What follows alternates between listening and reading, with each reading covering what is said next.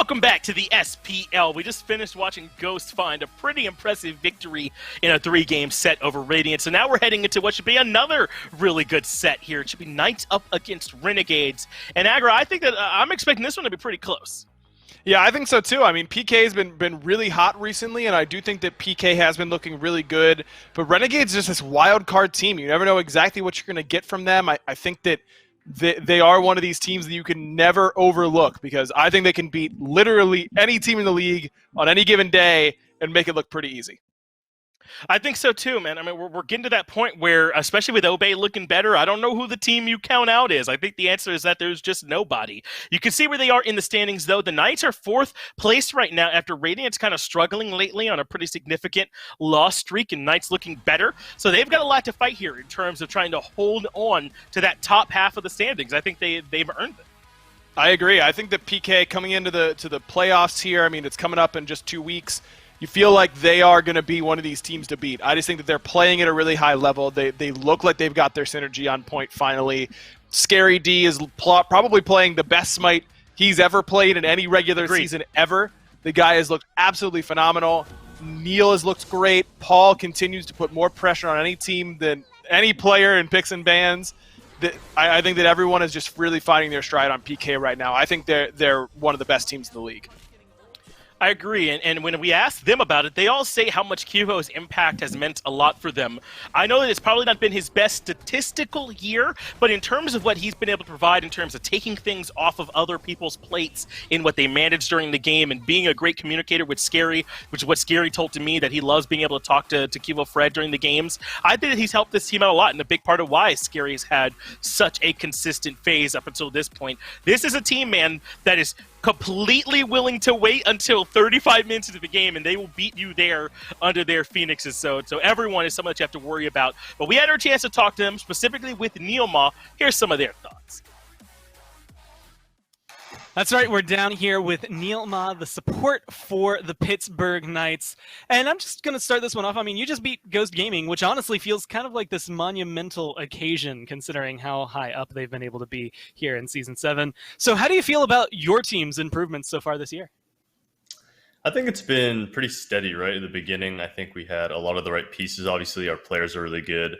I think we were playing the map pretty well. We were just making a few mistakes here or there. So it's just kind of just the slow and steady wrinkling out a lot of the problems we've had, and we've just been seeing progression since the beginning of the year, and it's been showing. Yeah, we've finally been able to kind of crack down on those mistakes and beat some upper echelon teams, which has been nice, and we've been pretty consistently improving, so it's been great.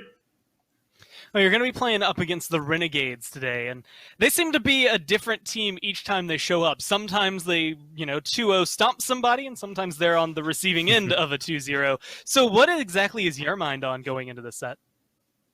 I think it's kind of like what you said. It's just a tough team to read. Sometimes they show up and they look really good. Sometimes they show up and they look kind of like they're having a clown fiesta. It's kind of hard to tell which kind of Renegades you're going to get, but they definitely have the potential to play well. So you definitely can't underrate them or take them lightly. And you kind of have to come into sets like this and just play your own game, right? A team that's seated a little bit below you and is a little bit of a wild card. You just plan for yourself. Look at the drafts, maybe do a few target bans, but mostly just focus on your own game and make sure that you're doing the things you want to do, and just try and crack down your own mistakes. And I think we'll be fine. I want to know how that's going to kind of fare up, because you're going to be kind of dealing with Jake for the most part in either the duo or that 3v3 mid matchup. And he's got a lot of weirder support picks that he's willing to pull out. So how do you prepare for a matchup like that, where you might be going up against something like an Osiris or a Tyr over there in the duo lane? I think you just have to look at the God and see what it does. It's not something you practice a lot against. Like maybe we look at Osiris and we say, okay, maybe at 25 minutes this God won't do anything. Maybe we just chill. Or maybe a character like Tyr, maybe like we just have to play around it and make sure we have wards on the map so we can't get like a nice blink fear or something like that. It's tough to game plan around players like that, but at the same time, I do think these off-meta picks do have weaknesses, otherwise people would be playing them. I'm sure a lot of people have tried stuff like that in the past. So I don't think we game plan too much for Jake, but you do have to be a little bit weary of what's this guy going to do, right? He's a bit of a like, you don't really know what he's going to do. Sometimes I don't even know if he knows what he's going to do, and that makes him a tough player to play against.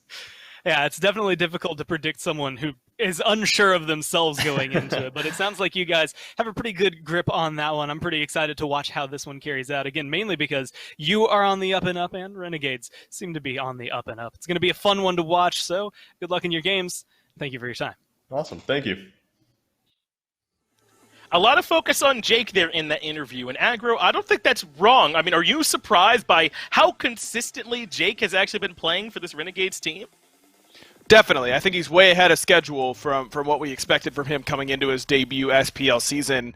I think Jake has been probably in the top half of supports in the league up until this point. I think he's been really, really good. Now, obviously, he's had some head-scratcher moments, some picks that haven't gone their way, that kind of stuff, but when Jake is looking comfortable and on a god that he looks comfortable on, the Fafnirs, the Xing Chens, the things like that, I think he's been lights out, man. I've been really impressed with his play. He has played well. I feel like he and Lasbra have been a great tandem, sort of moving around for this squad and finding ways to facilitate plays. But I do think there are some times where, now that I've transitioned onto Lasbra, where he's kind of left a little bit to be desired. I think it's because they put a lot on his plate. I think that the burden on him is large. But also there's some times where he just has really quiet performances. What have you noticed in Lasbra's play so far? Agreed. I think inconsistency has been the biggest thing, and that's really the one role in jungle. I think jungle and support are your two most important roles to be consistent in. They're just the two most important roles in competitive Smite because they touch the most of the map. And I think that inconsistency has really hurt Renegades. But if you give Lasbra an early lead, he's still one of the best in the entire league at really making sure that he's going to transition that into a win for his squad. So I think that if you can get Lasbra off to a good start, if these early ganks that he likes to go for pay off, I think Renegades are always in a good spot. Well, the one guy we haven't talked about that much is a man who needs no introduction. Let me just hear the interview from my man, John Salter. That's right. We're here with none other than Barracuda from the Renegades coming through. And I'm going to start this one with the interesting question, at least in my eyes. You guys 2-0 United. You lose 2-0, though, to Sanguine. So what, in your eyes, is the key for consistency for the Renegades? I think a lot of it comes down to our practice, and a lot of it comes down to kind of showing up on game day, which is really hard sometimes for some reason.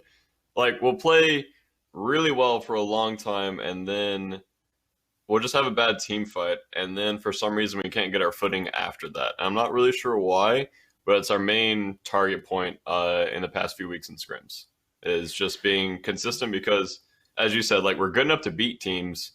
We just have to show consistently that we are. So, yeah. I mean, especially with some of the wins that you've gotten, they've been convincing wins at that. And that's actually one, you're going up against the Knights today, which arguably is probably the team that you're maybe the most close to, I would argue, at least in terms of standings. So where do you think this set is won? Is it, in the jungle? Is this one that's very heavy on the duo matchup in the mid? Where is the key factor for this set?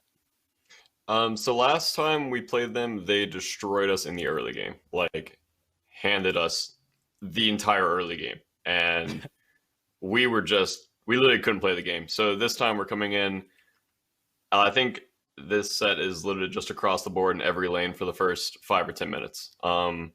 Because that's when we lost last time. And they set the pace completely out of the gate. I think they invaded Last's speed one game at like 2:30, and then they ganked us in duo at 2 minutes. So we shouldn't play around Kivo.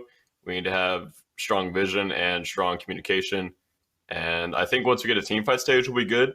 But before that is when the set is kind of shaky for us, in my opinion. Just keep a good grip on those first 10, 15 minutes. And as long as nothing gets too out of hand, you can maybe coast into that late game. And that's actually where you come in, is maybe more importantly in that late game. You're actually getting close to 100 kills so far in Season 7. I think you're about 13 away. Do you think this is the set that you can hit that milestone? Yeah, for sure. I was actually checking the SMITE Pro stats the other day. And for Hunters, I have the highest per game damage or whatever, highest damage per game, and I was like, whoa, that's kind of wild, because I thought I was gonna be way down there. Now you're in those fights, you've got what they need, at least on the Renegades. And that's something I think that's actually interesting that you bring up, because there's some hunters that they really are okay, when it comes to late game team fights and we're in that 5v5, I'll be there. Some are like that PvE. How do you kind of see yourself in like your play style? Where do you put yourself in there? I'm very 50-50 in the late game fights because a lot of times I will dive with my front line and look for a flank and try to find a backliner that's by himself or a little out of position. And then other times, it depends on our draft also. Sometimes I'll sit back and fight with Vin.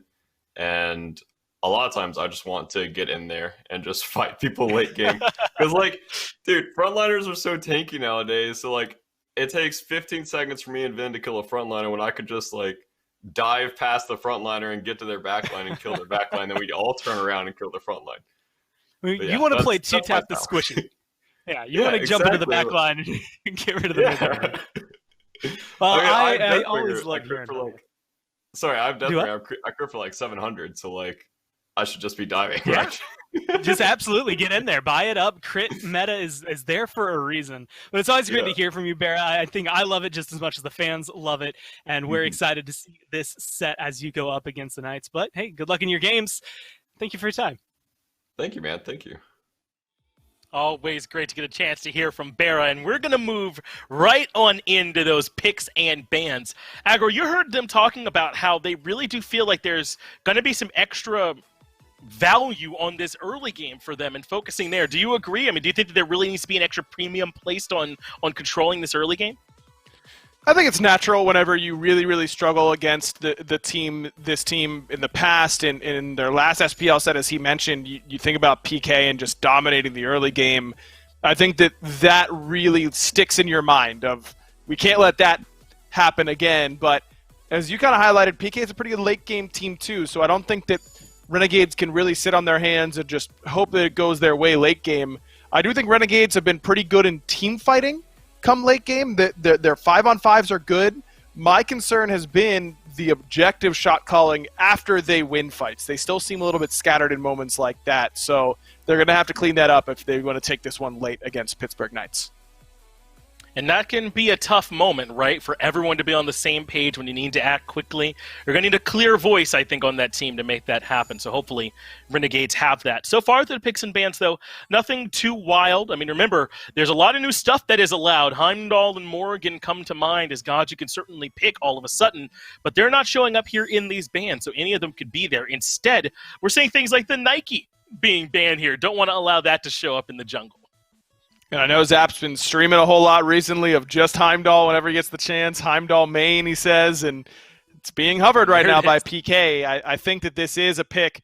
I think Heimdall's greatest strength is he just feels impossible to dive by any assassin. Between his knock-up immunity and knockback on the 2, the ultimate that does a lot of damage, gives him CC immunity, knocks you away if you don't have beads, and the Bifrost, it's just really, really hard to kill this guy. And his early game is good, and his late game is good. He's just really strong at all points in the game. I'm very surprised at this, though, Finch. I really thought that this was really in the name of getting Venenu one of his best picks, which is that Morrigan. But instead, Renegade's a little bit more focused, I think, on making sure Paul doesn't get a priority selection, and they end up taking the Raijin. I'm glad you brought Vin up, though. I don't think we've talked about him much today, and he has been a part of Renegades looking better, I feel like, here lately. When Vin started playing better, we kind of highlighted him in those first few weeks struggling a bit, execution-wise. Well, put him on this Raijin, someone he's consistently played well on, and even though it might not be one of his signatures, I think they've got Vin in his comfort zone here. Agreed. I like these top 2 picks here for Renegades, giving Jake one of his comfort picks, Ven one of his. Cullen seems to be really rising up the ranks in terms of prioritization. We saw a lot of it in the first set today. Now it's top 3 here by PK. Not sure if that's a trend we're going to see continue or if that's just a bit of a coincidence. But either way, PK end up top picking it here. Feel like Ganesh is already looking good to me. I love Ganesh against Fafnir. Makes him really hard for him to find guaranteed safe transformations. But PK decided to save Neil's pick for a little bit later on and give Paul another one of his signatures, which is that Merlin. I'm a bit surprised by this. If this is any other mid laner, I love grabbing Merlin in a world where Raijin's already grabbed and the ban phase is about to come up. But Paul could play virtually anything in the mid lane. You'd love to get Renegades wasting some bans on him. So I guess I'm a little bit surprised in that regard. But obviously, there's nothing wrong with taking Merlin in this spot as a strong pick and maybe leaving some flexibility for the rest of your draft. I mean, you expect Renegades to probably ban Merlin Hebo if they're given the opportunity, and that leaves you not exactly where you want to be for Paul's picks. He can play a lot of different things, but likes to stay at home with those selections, and it's pretty rare to see Paul not go top 3 here for Pittsburgh Knights. So they end up picking him probably the safest option available of his most played gods. But I love the Cerberus pickup in response. I mean, no CC immunity in that kit, really easy to follow that flicker, and then hit him with that Stygian Torment. Yeah, and I'm thinking that this is for the solo lane over there, too. Solar Troll has played this Cerberus pick at a really high level, man. I mean, he has done it for damage. He has found the consistent stuns with it as well. And obviously, as you mentioned, I think that anti-heal passive does come in. Maybe not so much with these top 3 picks, but it can be a bit of a discouraging factor if they're worried about maybe the Knights going for something like that with their last 2 picks. Interesting that no focus on Warriors, really. After that Nike ban here by PK, it's a lot of assassin bans directed at Cuvo. You take the Pele away at the same time. I like this. Give Barra a pick where he can just kind of wait out the rest of the draft now for Lasbra. Ho Yi, I mean, you're probably not going to see a support pick that's going to change that matchup a whole lot in that long lane, so you're kind of good to take this pick now and then wait and see what Lasbra wants to take later on. Kepri locked in. Maybe we're looking at Thanatos, kind of like what Sam for Soccer just pulled out. You just give Lasbra more opportunities, and if he is that conductor, if he's the one driving the train, so to speak, you want him to be on one of his comfort picks. I'm surprised by this Raven pick, but there are a lot of jungle bans, as you just kind of covered. Unbots, Camazotz, Thor, the Pele, all taken away. I mean, even the Nike, I think, could be included as a potential jungle ban in that conversation. So the Raven is something we saw adapting play earlier on, but I don't think he had great relevancy on it. How strong do you think this guy is right now? I don't think Raven is super strong right now. He's fine. It makes life difficult for Cerberus to have 2 forms of CC immunity you have to worry about. I think it's just a safe pick here for Fred. I think that Susano, if you're looking for more late game, might have been good, but Raven gives you more early pressure right now. And if PK did that early game, jam it down and win that way in their first meeting, I think that Raven's more conducive to that than something like Susano. I'll give you some credit for the Thanatos call out there, too, as that will be the last pickup here for Lasbra for Renegades, and that should give them potential maybe for some early game snowball. You leaning either direction on this draft, though, as you see him? Well, hey, maybe I baited you there a little bit. Either way, we'll go into the game instead. Knights and Renegades for game number 1. Well, it's time to move into things here, Mifflin. Dulcin and Mifflin on the call for game number 1, and we may be able to dive into a overhead conversation in just a moment. Kind of both teams full 5 men strong in the Fury pit to start things off here. Zapman just going to drop the ward to dissuade any further aggression, but poking and prodding to start things off here, Miff. It's not often that you see this 5-on-5 stack. That's something that's really reminiscent of like Season 3, Season 4, where you look to see these engagements in the early. I wonder what's going on behind the scenes in scrims, but that's how this starts out in the meta. There was really no reason, I think, that either team would be looking for level 1 aggression, especially considering that both squads are pretty strong here. But instead, Renegade's going to walk it down the duo lane, drop out that horrific, see if they can force them off the purple, maybe even go for an invade. Interestingly enough, Venenu starts on the speed buff. Lasbra will rotate over to the red, drop that, pick it up for himself. Now he's going to continue his presence over here back behind the Gold Fury. So I guess, Mifflin, normally we'd see, at least here in the long lane, one team aggressing on the other while they're doing the purple buff. Both teams just leaving themselves to do their purple buffs alone, but this time neither team starting at their purple, but Jake is here to move in onto the Knights as they will drop their purple there. Neil will be able to pick it up. Lasbra, as I mentioned, did pick up that red buff and was just hovering close by to make sure no funny business occurred by the Knights purple. Early red buff on a Thanatos. This man is looking to get aggressive from second 1. If you get hit by a Scythe now, you're dead. Lasbra's gonna murder you for it. He's got the blink online. He could very easily just move in, maybe even try and focus out the mid laner. Either way, this start is a little bit strange. You're not getting the speed buff onto your jungler, so his rotations are going to be a little bit weaker. But the trade-off is his damage output is going to be insane, and Ven now has speed buff, so his rotations should be a little bit easier to get around the jungle and get some farm rolling out. And one small interaction that we saw early was, of course, some of that Khepri shielding. Neil has been kind of the Khepri, Yamoja, sprinkling an Artio heal in there, or Artio here and there, kind of machine here in this support role. Khepri absolutely one that has, well, done well for the Knights here in the past. So good.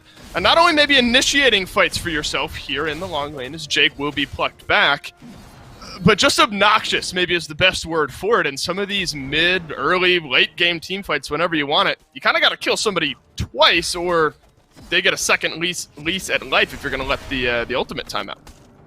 Or Renegades does have an answer inside of Thanatos ult. If you could just drop that execute on whoever the Scare's Blessing lands on, well, that's one ultimate that just gets effectively removed from the game. It's a great point, Mifflin, and something we'll have to look out for throughout this game. Lasbra is here. No red buff on him this time. Neoma, though, he's stunned down. The silence is through, but the Khepri is waddling away and will snag first blood. The engagement was started by the Renegades, but the Knights will finish it off. Just a little bit overzealous on the aggression. They thought they had more damage online than they really did, and Neil plays it incredibly well. He's backing up the entire time, creating space, making sure that his team can rotate in and help him out. First blood going the way of your Khepri, probably not the most ideal target. You'd much rather have that on Zapman or even Cuvo, but getting first blood in general, yeah, I'm sure PK is absolutely comfortable with that. Now Neil's going to get his ultimate online a little bit more quickly, which means that he can facilitate all sorts of aggression throughout the map and make sure that this Robin can dive just about anywhere that he wants with that safety net of Scarab's Blessing. And remember, in that interview with Barracuda as well, one of the things that he mentioned, and I tend to agree with, of course, is that the early game has been somewhat shaky. Once they can get to these mid to late game team fights, that's when they're feeling confident. So already being a touch behind, granted it is just first blood onto Neomon, it's Jake who ends up dying for it. You hope now, if you're the Renegades, that this is not an overarching tone where you're going to try to be aggressive, try to take control of this early game, and the Knights are just going to be able to stifle you. Yeah, I can already see it in my head. Barracuda seeing that first blood roll on his legs, like, oh no, not again. PK gonna roll us. They don't have to worry about it too much so far. I mean, first blood landing on a support means that, yes, there is a lead, but it's a stifling lead at best. Only about a level in favor of Neoma here. So if Renegades decide to shift it back towards a more passive playstyle, really play around the Thanatos going for counter ganks with his semi-global ultimate instead of trying to engage fights on their own, they can absolutely just play passively, get into the mid game, and then start looking for these 5-on-5 engagements. My eyes for now, in terms of Renegades, is how well is Lazar going to slow down Paul's farm?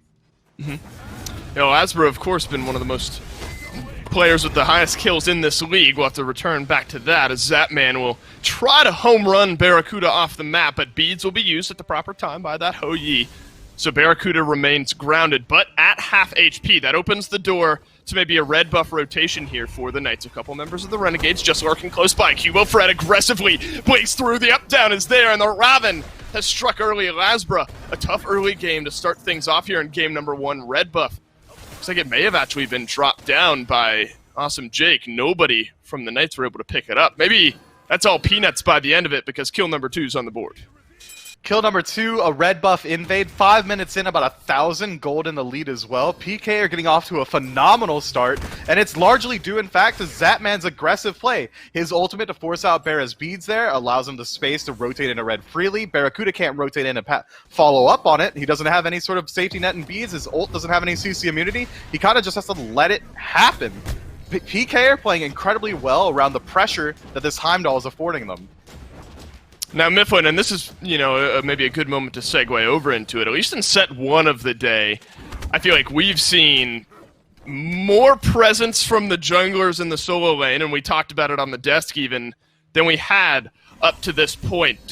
What do you think maybe causes some of that, and do you think that this is another situation, specifically with a Kulkullen and a Cerberus, where you could maybe start to see continued presence of jungle? It's certainly matchup dependent. Cubo on this Raven doesn't have great kill potential on the SOT. The same can be said of Lasbra trying to go towards Scary D. The only time I expect either one of these teams to really rotate in a solo is if maybe SOT drops Scary low so Lasbra can look for the ultimate. But outside of that, the kill potential is incredibly low. Well, the kill potential in the long lane might be at an all-time high, and that is Barracuda, who will connect, or Zapman rather, who will connect on the ultimate, and Awesome Jake crashes down to the tune of the third kill of the game here for the Knights. And that's not a particularly disguised gank there, Mifflin. Cubo Fred just kind of walks into the lane, roots down Jake, and that's all there was to say about that one. That's what Robin does. At no point is this god ever going to be described as deceptive by anybody. He's walking at you, and he's dealing his damage. Prana Onslaught can apply a slow. He's got a root on the 3. He's got a gap close on his ultimate. He doesn't care if you see him coming. He's going to run you down and try and use that early game assassin-esque warrior hybrid that is Robin to just fight. If you stop and fight him, you're likely going to lose at this phase of the match. If you run away, he's just going to hit you in the back for free. That's a fantastic gank from Cubo. He knows that there's no lose scenario there. Worst case, the kill just escapes him and he forces someone back to base. Best case, exactly what happens. He finds the kill on a Jake. Now Venenu has been able to rotate back and grab a red buff after the prior invade there from the Knights. So it's been a great start here. And you talk about this Robin and how much of the presence potentially is there in this early game and snowball potential out of that role. I mean, at 1-0-2, you've got a 1-level lead over Lasbro, your counterpart. It's got to be maybe surprising here for the Renegades, especially with how the early game started. They had a red buff on Lasbro, maybe an opening to grab themselves a kill, but the jungle instead is tilted the opposite way. When there's a Robin in the game, he's such an early game centric pick. He's so bridge focused, and that he's just a god who's trying to get the rest of his team towards the mid to late safely. He's trying to fight himself. He's almost a solo agent in the jungle in that he will 100-0 people in the early game. I don't think I'm surprised at all to see that Robin's able to get off to a strong start here. It's exactly what you draft him for. It's an argument of relative value. If he's able to get enough of a lead to make up for Robin's weakness in the late game comparatively to Thanatos, that's when we can say that this pick out really worked out for them. Because if you look at the rest of PK's draft, they've got such a strong late game that Robin's really only here to facilitate his squad and make sure that all of them can get there. Well, the purple buff is up and down, and it's because Cubo Fred was in range. Awesome Jake is able to take away that buff, so a small win there for the Renegades long lane, as Barracuda's purple buff from himself just prior will time out here. So continued presence from Cubo deep in the left side of this map here. Awesome Jake will be able to leap away. A couple members of the Renegades hanging close by. No red buff to steal away this time, but the invade potential still at an all-time high for the Knights. The mental pressure that PK is putting on the Renegades with his playstyle has got to be so high. I mean, we already know Barracuda was worried about the early game, and right now PK is running it down everywhere on the map in the early, and they're the beneficiaries of it across the board. It's not nearly as dominant as it was in their last set against each other, but right now, PK is 100% in the driver's seat. Cubo blinks on through. Venenu will drop down the Pittsburgh Knights jungler. That's ultimate for SOT, pulling back in Neil. Thunder Crash won't complete the kill. Instead, it's the support doing the job of Paul. He's rotated through as well. It's a 2-for-1 trade. Renegades pull back just a little bit here in this game. It's ultimately a blue buff invade for Scary D that pays off and closes out this fight, but there is potentially still a chase on Myth. 2-for-1 in favor of Renegades so far, but the blue buff invade means that overall it's going to be a net even for both squads. The gold lead doesn't really change too much. XP closes up a little bit as Oz was able to get just a little bit back in his favor. It was a 2-level lead, now down to 1. That's just over-aggression from PK. We saw that Scary really wasn't in position to follow up on the fight immediately.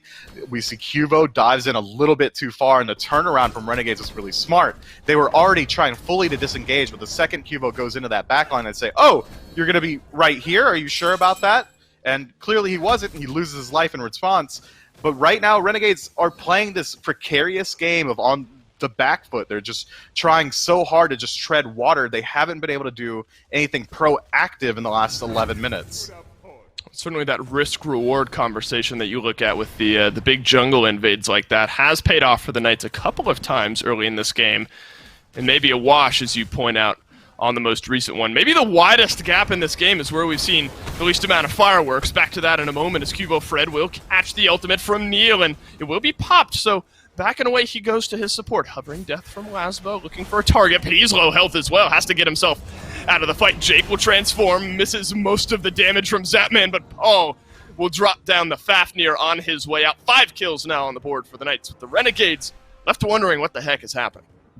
That was a galaxy brain ult from Jake there. He just doesn't want to get sent to Niflheim by Zapman, so he tries to use the Dragon Form. He does immune the ultimate, but no follow-up from his team means that even though Zapman's completely out of position, it's really still just Jake who's in the hot seat, if you would, and he loses his life on the tail end of it. That's a rough one. PK continually taking fights to Renegades jungle, putting the pressure on in the early, putting them in uncomfortable situations, and so far, the gold lead continues to grow, now close to 2,500 in favor of PK. And they haven't even grouped up to force down any objectives. The mid tower for Renegades, already below half health. That's not been by any concerted effort from PK. Gold Fury has been largely left uncontested. If this lead continues to grow at this rate, by the time those neutral objectives really start to get looked at, Renegades are going to have a very hard time fighting into it. Especially with Paul now off to the start that he's had. As I was mentioning, or attempting to mention just prior to that small engagement, Paul has himself a 2-level lead over Venenu. Not surprising now maybe that he has 2 kills, but still was a 2-level lead even prior to that skirmish, especially since Venenu has a kill and an assist on his side as well. And that's, I guess, doubly dangerous, especially when you look at what Paul has been able to do for the Knights in a lot of the games. He gets a few of these kills, a little gold lead, a little XP lead on his side, especially now with a mid lane god with the carry potential of a Merlin.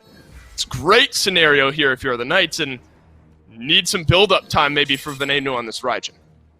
I'm glad that you highlight Paul there as well. I mean, look at his build. He's already got Divine Ruin online, Sphere of Desso's up and available. His damage output on frontliners or objectives is going to be absolutely insane. Ven can't match it, especially considering the build he's going. That's likely going to be either a Chronos Pendant or a Rada Tahuti. That's incredibly expensive. The power spike's going to come on a little bit later, and Pyromancer just immediately gets stripped away. PK using their leads, using their huge damage potential to just go for these sneaky objectives. I love the discipline to go for Pyro instead of gold as well. It's a much safer spot to fight. PK are playing incredibly well. It's the objective shred as well, and the health bar shred from Cuvo, Fred, and the rest of the Knights. Blinked and you missed it, and Lasbra dies for the second time this game. That opens the door to a Gold Fury here for the Knights. Maybe a fight instead is what they have in mind. Venenu, Taiko drums. Cuvo Fred just walks straight through the damage. SOT will pop the ultimate as well, and will pop the health bar of Cuvo. Barracuda looking to disengage from this fight. Awesome Jake is as well, but Paul, he'll flicker right back through. Ultimate to try to plug a little extra damage on Jake, and the final shot from the Merlin will be there. Killing spree for Paul in the mid lane, and now maybe a Gold Fury on the back end. SOT's really the only one in range to defend it. He doesn't have the ultimate available, but there's some low health bars over there. Maybe just the presence is all it's going to take to get them off of gold. 3 for 1 in favor of PK. Sure, they'll back up, spend the gold they got from that engagement. They could regroup and just do the exact same thing again. Renegades are going to be so far behind at this point that they have to respond to the aggression. They can't give up Gold Fury because that'll be the big first neutral objective of the game. It'll create the bleed to a point that you really can't contend. So you have to fight into it. If PK decide to keep grouping up there, Renegades are going to have to walk in, keep taking these engagements that they're not favored in. PK have free reign of the map at this point. They have the driver's seat. They have the aggression. They have the lead. It's whether or not Renegades can respond well or if PK maybe overextend a bit. But at this point, PK can do whatever they want. And you look at kind of, it's always in these moments where then you maybe look at the Renegades. All right, where are their kills? Where's their experience? Well, the highest kill total and highest level right now is SOT on this Cerberus. Obviously, we'll build into that Void Stone, provides a little extra damage potential. But then you compare that to who's fed. I mean, I say that lightly for the Knights, and it's a Robin and a Merlin. Gets a little bit worse now as the Gold Fury is taken away. How much does that maybe weigh into your thought process here? I mean, Cerberus can obviously do some good damage and maybe turn a fight. But of course, you'd rather maybe it be Venenu with a couple of kills under his belt, or Barracuda off to a faster start. It's got to be very concerning. The fact that all the kills land onto SOT and he's not going a fully damaged build. He's going more Bruiser hybrid with the Breastplate of Valor and the Void Stone. It looks like he's going into some more tankiness, likely going to be a Mantle of Discord. He's not going to be that sole damage output that you need with your lead. He's the only one that's matching at all up in experience. So he's going to move in, deal damage to one person, get his ult, no follow-up from his squad, not enough damage. Zapman's doing so much damage to Barracuda here. Neo will drop the ultimate over onto Zapman as well. Lasbra's here to play, and he'll get his first kill of the game, and it's onto the PK Hunter. Barracuda's low, but Paul is rotated in. This is a winning fight for the Knights. Cubo stays alive, picks himself up a double. It's a 3-for-1 trade. Again, the Knights out ahead. PK just running away with every single engagement, and it's all fights that they're choosing. This isn't miscalculated play. This isn't Renegades moving up too far. They're just trying to respond to the aggression that PK is bringing, and they haven't been able to do it well just yet. Lazara does find a kill there, but at what cost? The cost of 3 of your teammates' lives, including your own, and you only got Zapman from that, who had engaged that fight with his ultimate. He didn't have any escape potential out of there. I mean, that's just clean counter-rotation from PK. Neil uses his abilities incredibly well. The shielding from Robin and the Khepri means that even though we saw that Cubo was one shot at the tail end there, he couldn't get finished up by Jake. PK playing incredibly well, and they can continue pushing down these objectives. I imagine we see them move towards this mid tower, clean it up. Pyromancer's spawning soon. They can even look to force a fight around the Fire Giant if they so choose. PK is still, this lead is growing, and it continues to do so. Now nearly 7,000 in the lead. And you know what's worse after all of that is Zapman's able to hold on to his beads after that engagement. Barracuda burns both the Aegis and the beads. Awesome Jake uses the horrific emblem. So not only do you lose your numbers, but even relic-wise, Knights maybe have a slight edge coming out of that fight. So you look at a team in the Knights that throughout this early game have been taking the fight to the Renegades 100%. I mean, how many fights have been started on the Renegade side of the map? If that trend continues for the next minute and a half, 2 minutes or so, well, a couple of the carries for the Renegades are a little bit at higher risk for being dove. Maybe that's why we see that there's this huge stack up from the Renegades in mid. They don't want to move up too far. Pyromancer's already been respawned, but they're not moving up at all to try and defend it, so PK can go ahead and clear that one out as well. Mid tower's fallen down means that if Renegades do move in towards this Fire Giant, or Pyromancer rather, they don't have anywhere to retreat to. That mid tower is no longer available as a bastion of safety, so they have to rely on the group up in numbers. They have to rely on the support, the damage from each other to peel out for themselves. That's a precarious situation to be in when you're almost 8,000 gold down. Neutral objectives are respawning very soon. If PK decide to just wait for this next gold fury, that's not going to be enough time for Renegades to really farm up the map and close up the difference. Again, it's been fights chosen by PK around objectives that they choose, and so far, Renegades hasn't been proactive at all. They haven't put PK in an uncomfortable spot. It's all been PK. It's all been aggression based from them, and I don't imagine that changes at any point. And that's what we've seen, really. I mean, I hesitate to call it a big turnaround, but the Knights, I think you'd argue, even despite some losses, have really started to find their footing, maybe their identity with Cubo in the roster over their last few games. And what you're describing there is very much, I think, what the Knights are starting to be known for, and a lot of it on the back of Neil setting up these big fights with this Khepri on the front line. The ultimates have been on point this game 2 or 3 times, preventing kills. The Renegades might have 5, 6, 7, 8 kills on their board by now if Neil hadn't been there for the res. So you look at the Knights and the presence that they brought to the table, but I think Neil as well, if we're going to zone in maybe on one person, has really started to come alive here in this phase. Man, that small engagement in the jungle where PK just strips away the red and purple buff, the entirety of Renegades is there watching it happen. That's got to be so demoralizing, knowing that PK is stealing your farm, your way back into the game. They're not even looking for kills, and you as the Renegades have to make the active decision, well, we can't fight them, they're too far up. We just got to let these objectives go, pray that maybe PK overextend, and they don't. They take the discipline, they return to their lanes, they go back to farming, and get ready for the next neutral objective. Renegades are waiting for a mistake, and it seems like PK is not allowing any mistakes to happen. And, worth mentioning as well, player damage at the moment. Maybe not surprising in an 11-4, 8,000 gold lead differential here.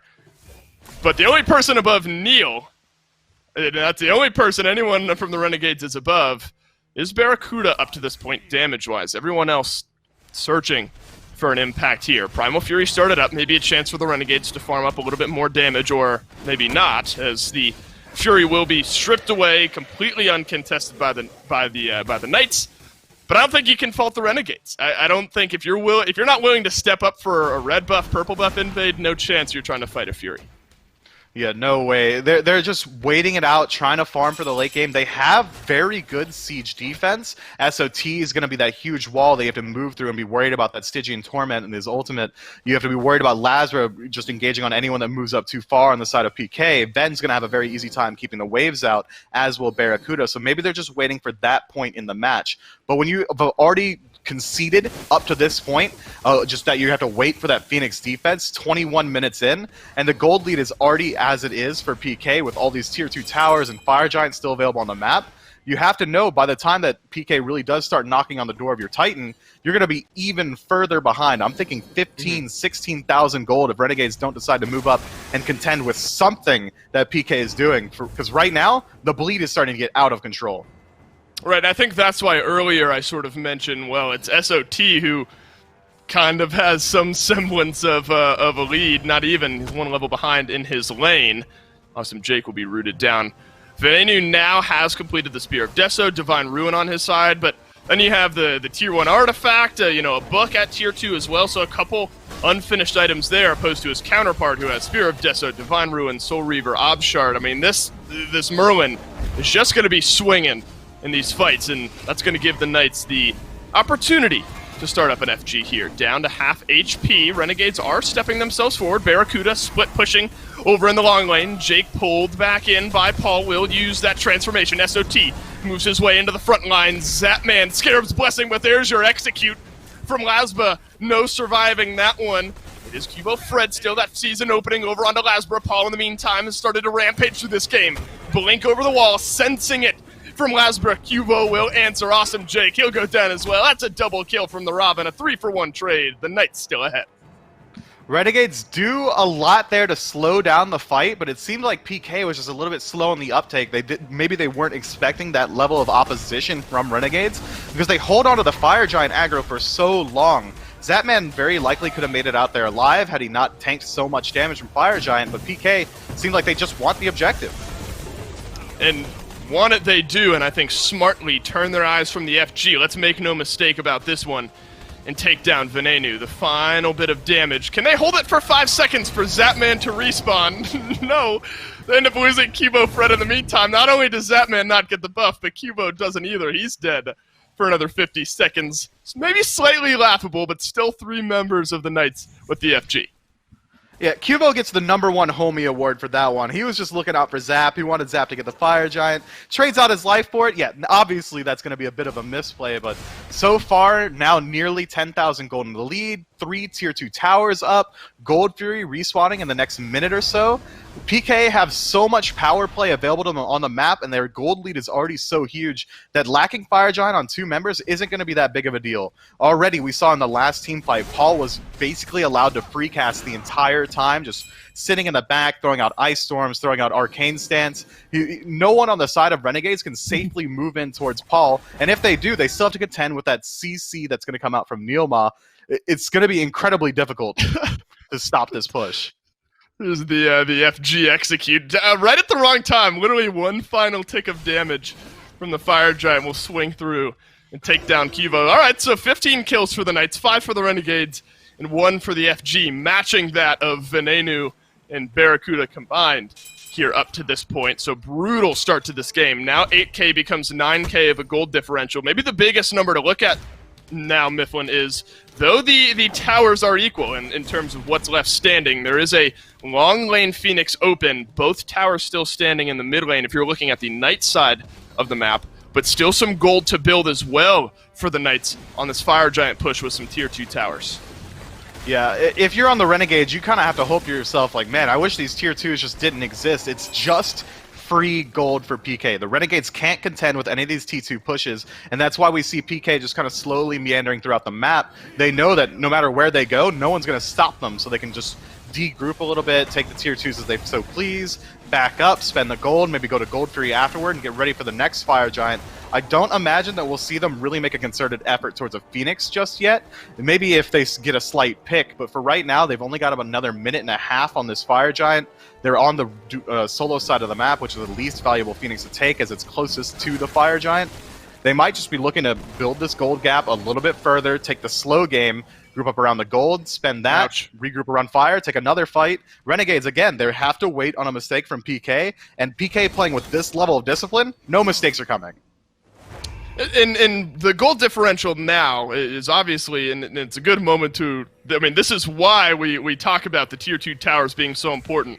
Not 30 seconds ago, I'm talking about how it's a 9k gold differential, but there's room for it to spike with some Tier 2 towers. That's exploded about another 3.5, 4,000 since the Tier 2 towers have fallen. So absolutely massive here in pulling things further for the Knights. Primal Fury, though, in the meantime, will give them another advantage, especially with Fire Giant a minute in some change away from respawning. Zapman will be able to solo that up, no problem. But now you look at this Heimdall. Maybe it's a good moment to zoom in. Almost completed build. Now you've reached the state in the game where he's going to be swinging, and those autos are going to hurt.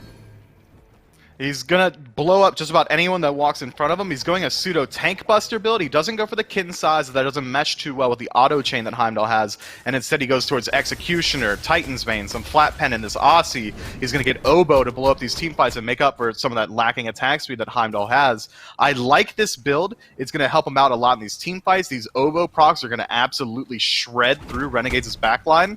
But even then, you got to contend with the fact that no one's really going to be able to dive him. This Heimdall should be allowed to free cast because who's going to go on him? If Lazarus gets the dunk, immediately Zap's likely going to beads and then ult Lazarus. If anyone tries to dive deep onto anyone on the side of PK, the damage output is just absolutely way too high. And meanwhile, PK is not going to be slacking off. They're going to be diving your backline as well. Cubo and Scary D are nearly uncontestable at this point. This Robin's going to be able to one-shot just about anyone that walks his way. Scary D is so absolutely tanky with the gold deficit that Renegades is at. No one should really be able to easily kill him either. PK could just look to split up the map, force fights just about anywhere. If they decide for a 4-1 split or a 1-5 split, whatever they want to do, they should be favored in every single engagement as long as they take it slow and at their own pace. And it is Fire Giant that has since fallen off. I mean, the pace has been dictated by the Knights, so if there's anything that will be taken, or if there's any pace that will be set, it'll almost certainly be by the Knights, and they've done a wonderful job of transitioning a fantastic early game into what has now been almost a nearly complete mid and potentially late game here. Gold lead hasn't changed much, though, since those Tier 2 towers fell. Fire Giant will be up still, a minute and 15 seconds away from Enhanced, but that won't slow down the Knights here. Don't want to wait that long. They'll chip away the health bar and pick this one up. All three Phoenixes left standing here for the Knights. Cubo Fred has maybe found himself an opening kill. Hovering death from Lasbro will get him out. Actually might end up killing off Cubo Fred. I think smartly Labs is just going to turn around, take his red buff away. But watch out. Here come the Knights. The rotation from the FG is in. That's a stun down onto Neoma. Will ult himself, keep himself alive, and will pop it and proc the ultimates. Absolutely swinging here. I told you Zapman was going to make a big difference, but Cubo Fred is as well. Down goes Barracuda. Now the Renegades have 4 on the defense.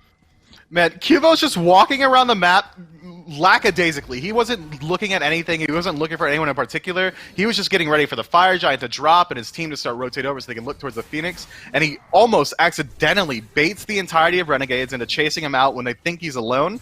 And the rest of PK rotate in incredibly well. They don't deal enough damage to Cubo that he has to back up either. And he just absolutely runs a clinic on the entirety of the 3-man stack that Renegades sent in there. Barracuda losing his life is going to be huge. This is likely going to be a second Phoenix in mid that goes down for free while they wait for Barra to respawn. Or PK could back up and just go back to farming. Again, they're not playing on a timer anymore. They've already got this huge lead. Paul's off to a fantastic start. The Relics are done. They got the Phoenix. Fire Giant's going to be on them for the next 2.5 minutes. Go at whatever leisurely place you want, PK. You do whatever you need to do because you've shown time and time again this match that Renegades' roster, the comp that they've designed here, can't really stack up to the aggression that PK is bringing. Paul, you can see down there, 128 gold in hand. We'll spend that final bit of gold rounding out a Staff of Mirrodin and a couple consumables for this Merlin. Damage output at an absolute high here up to this point. Since the long lane Phoenix has fallen, I think luckily maybe for the Renegades there was a moment where the mid lane and the short lane waves were kind of pushing out against the Knights, so just delays things for a second, but there's still a minute left on this Fire Giant buff, and where else would Cubo Fred be other than starting up a fight in the backline? It's Barracuda who has to drop the ultimate. Lasbra unable to finish off the kill, but is able to do so here. Paul will rotate in and finish off the Renegades Hunters. Barracuda has not been able to play the game in the last couple of minutes. The fight's on. Neomaz on the chase. It's a double kill for Paul Venenu. A last-ditch effort of an ultimate, but it won't matter. Scary D will take him down. 2 members left from the Renegades. Mifflin, the Knights, they're going to roll themselves through, and I think they might just take game 1. These guys are toxic, man. They don't care about game 1. They care about more kills, immediately shifting their focus, trying to get SOT. They look at Jake as well. They could very easily just go for the end here, but instead they're creating a scenario where Renegades have some way to fight back in. Well, it's a fountain dive that didn't matter as Nia will pull back Scary D. It is the deicide 32 minutes in the Pittsburgh Knights. They'll tee it up and they'll drive this one straight down the fairway in 32 minutes. This is what we wanted to see from the Knights. I mean, what we didn't want to see from the Renegades, totally notwithstanding. But as far as what the Knights wanted to bring into this game, I think this is a clinical performance from them. This is Barracuda's nightmare. We heard it in the interview. I mean, I just hope we don't get blown out early so we can play the game. That's his words exactly. What happened? They got blown out early, and Barra wasn't allowed to play the game. They're going to have to shift something up, maybe P's and B's, maybe their focus on the early game. But that bleed that we saw as PK just strip away the enemy jungle and slowly get 2, 3, 4,000 gold in the lead, you can't just let that happen. You got to change something.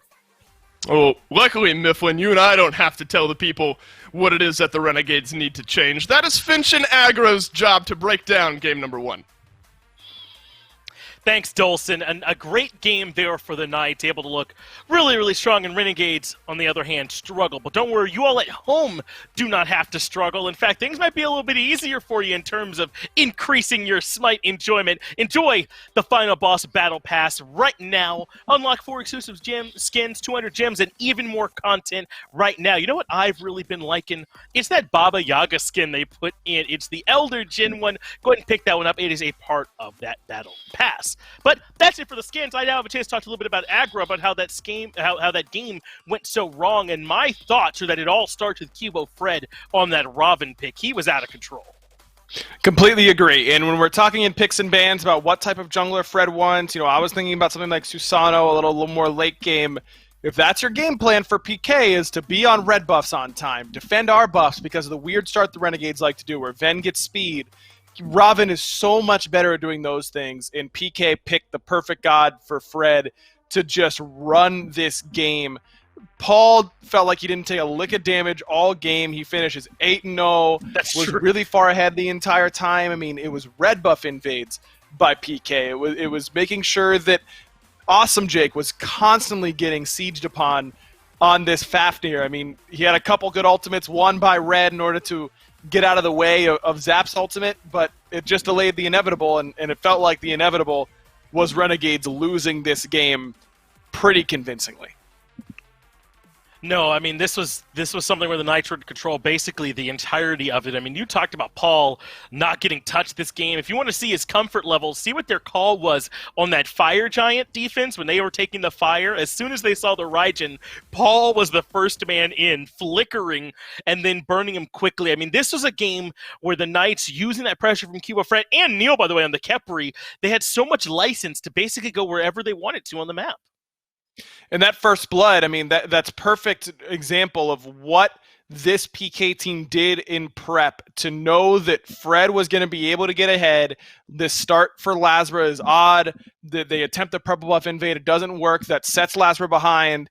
And then as soon as Lasbra's level 4 and Fred's level 5, it's go time. We're going in. And then we kill him for the second kill of the game. And then it's like, well, what is this guy supposed to do? We see the two ends of Thanatos. In the earlier set, Sam gets super far ahead, can carry the game. In this game, Lasbra gets very far behind and can't do much of anything at all.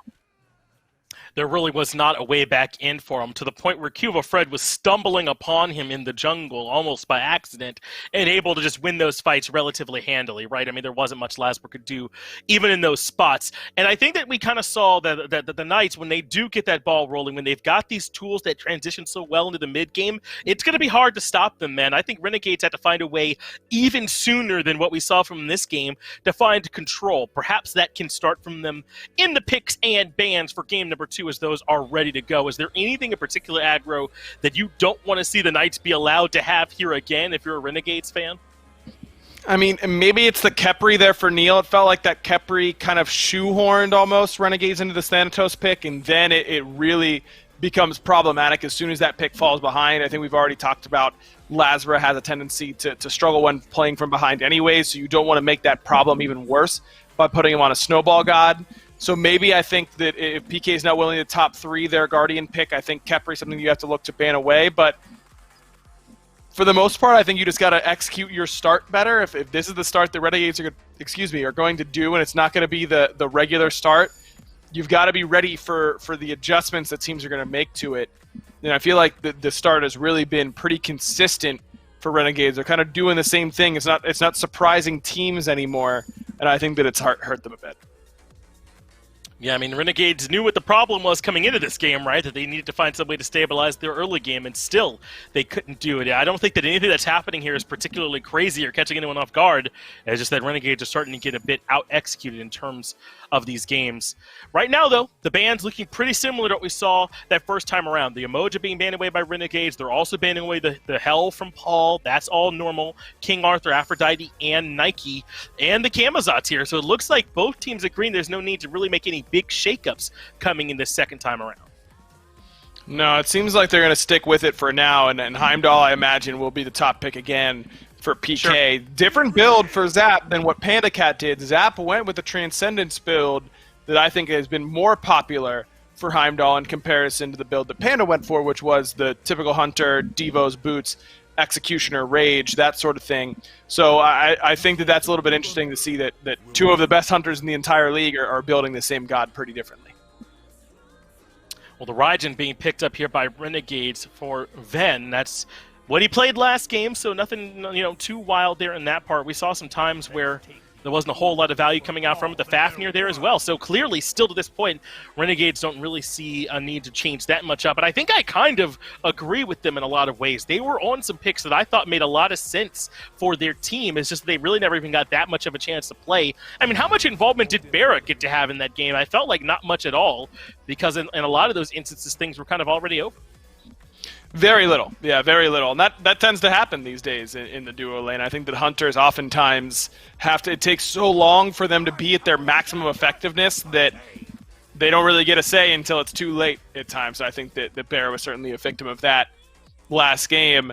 Renegades, they picked Cerberus in this slot before. I think that giving Solo Patrol something a little bit more pressure heavy might be the call. Do you really want to put him on another Guardian? You're basically just conceding that lane when it comes to pressure. I like this so much more. Pick the Pele here. Make sure the Lasber gets one of his best gods, a god that he can carry on, a god that he can get off to a good start on. And it lets Solo Patrol save his pick for a little bit later. It changes up the bans here for PK. I like this adjustment quite a bit by Renegades. I think so too. I wonder if this also does give Lazar a bit of chance, sort of as you're saying, to be more active early. I mean, Thanatos should have been anyway, but this Pele is very much in his comfort zone. So hopefully a better game from him to try and match what Cuvo Fred did in that first game. So now we get a chance to see what the Knights ban out when they do know the jungle's already been picked up. Do they look towards SOT, or as we're seeing, do they look towards that Hunter role and a Jing Wei ban, perhaps, to limit some of what Barra can play? Yeah, I think that PK might split the difference here, go with one ban of each, or you can double down and really keep this this duo lane in your favor pretty effectively.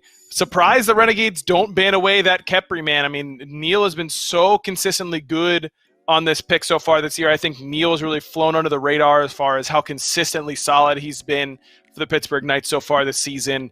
I think that until a team proves to you that they can beat this Khepri, I think that if you're Neil, you go right back to it here. I don't see a reason not to. I agree. He's played well on it so far. He would not have to do much convincing with me to want more of what they had in Game 1 and really mostly this phase. It'll be the Ho Yi picked up here for Barra in a world where the Jingwei's banned out. That, maybe they just don't want to deal with that Jingwei in particular, but I do think it's particularly low value to ban there because there's so many good hunters that Barra can take. And have you really done yourself a great service by forcing him down to the Ho Yi? Unless you're really planning on pressuring him, I don't know that they got too much out of it.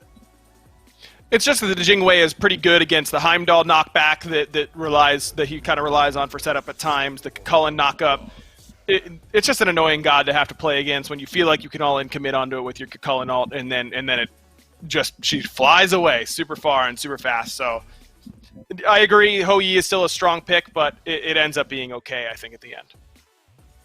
They'll get Unbots and the Khepri. No big surprise there, I would say, for the Knights. They'll give that one over to Neil. And a ton of control here for Kivo Fred on this Unbots as well. I know the Renegades are rounding this draft out with that Jormungandr, but they end up with a somewhat low-pressure Guardian anyway, who's kind of waiting to rotate over later. I don't know. I feel like the Knights are in yet another fine position here going into this game, too.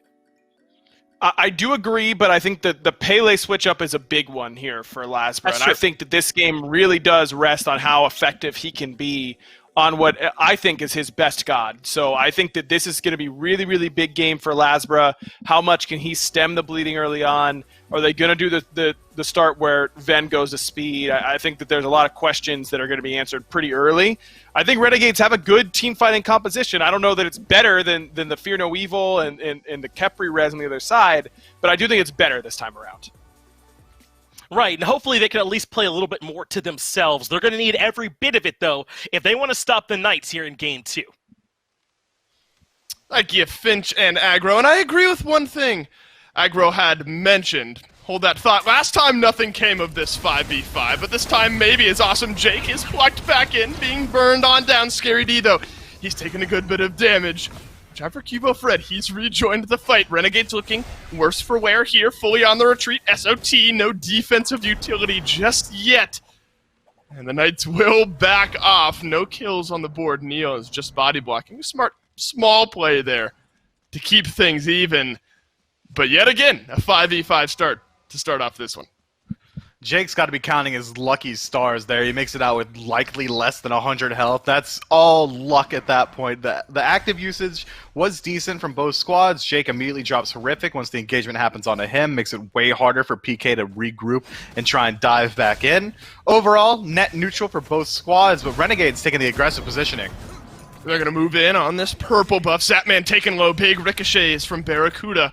Will force out that Heimdall. Neil will finish off the purple buff and get himself out alive. Aggro wanted to see what changes there were in jungle pathing this early into the game. It still was a speed buff start for Venenu, and don't want to miss a kill that could potentially happen. Zapman will limp away. But it was speed buff start for Venenu. Lasbra starting off on that red buff here one more time.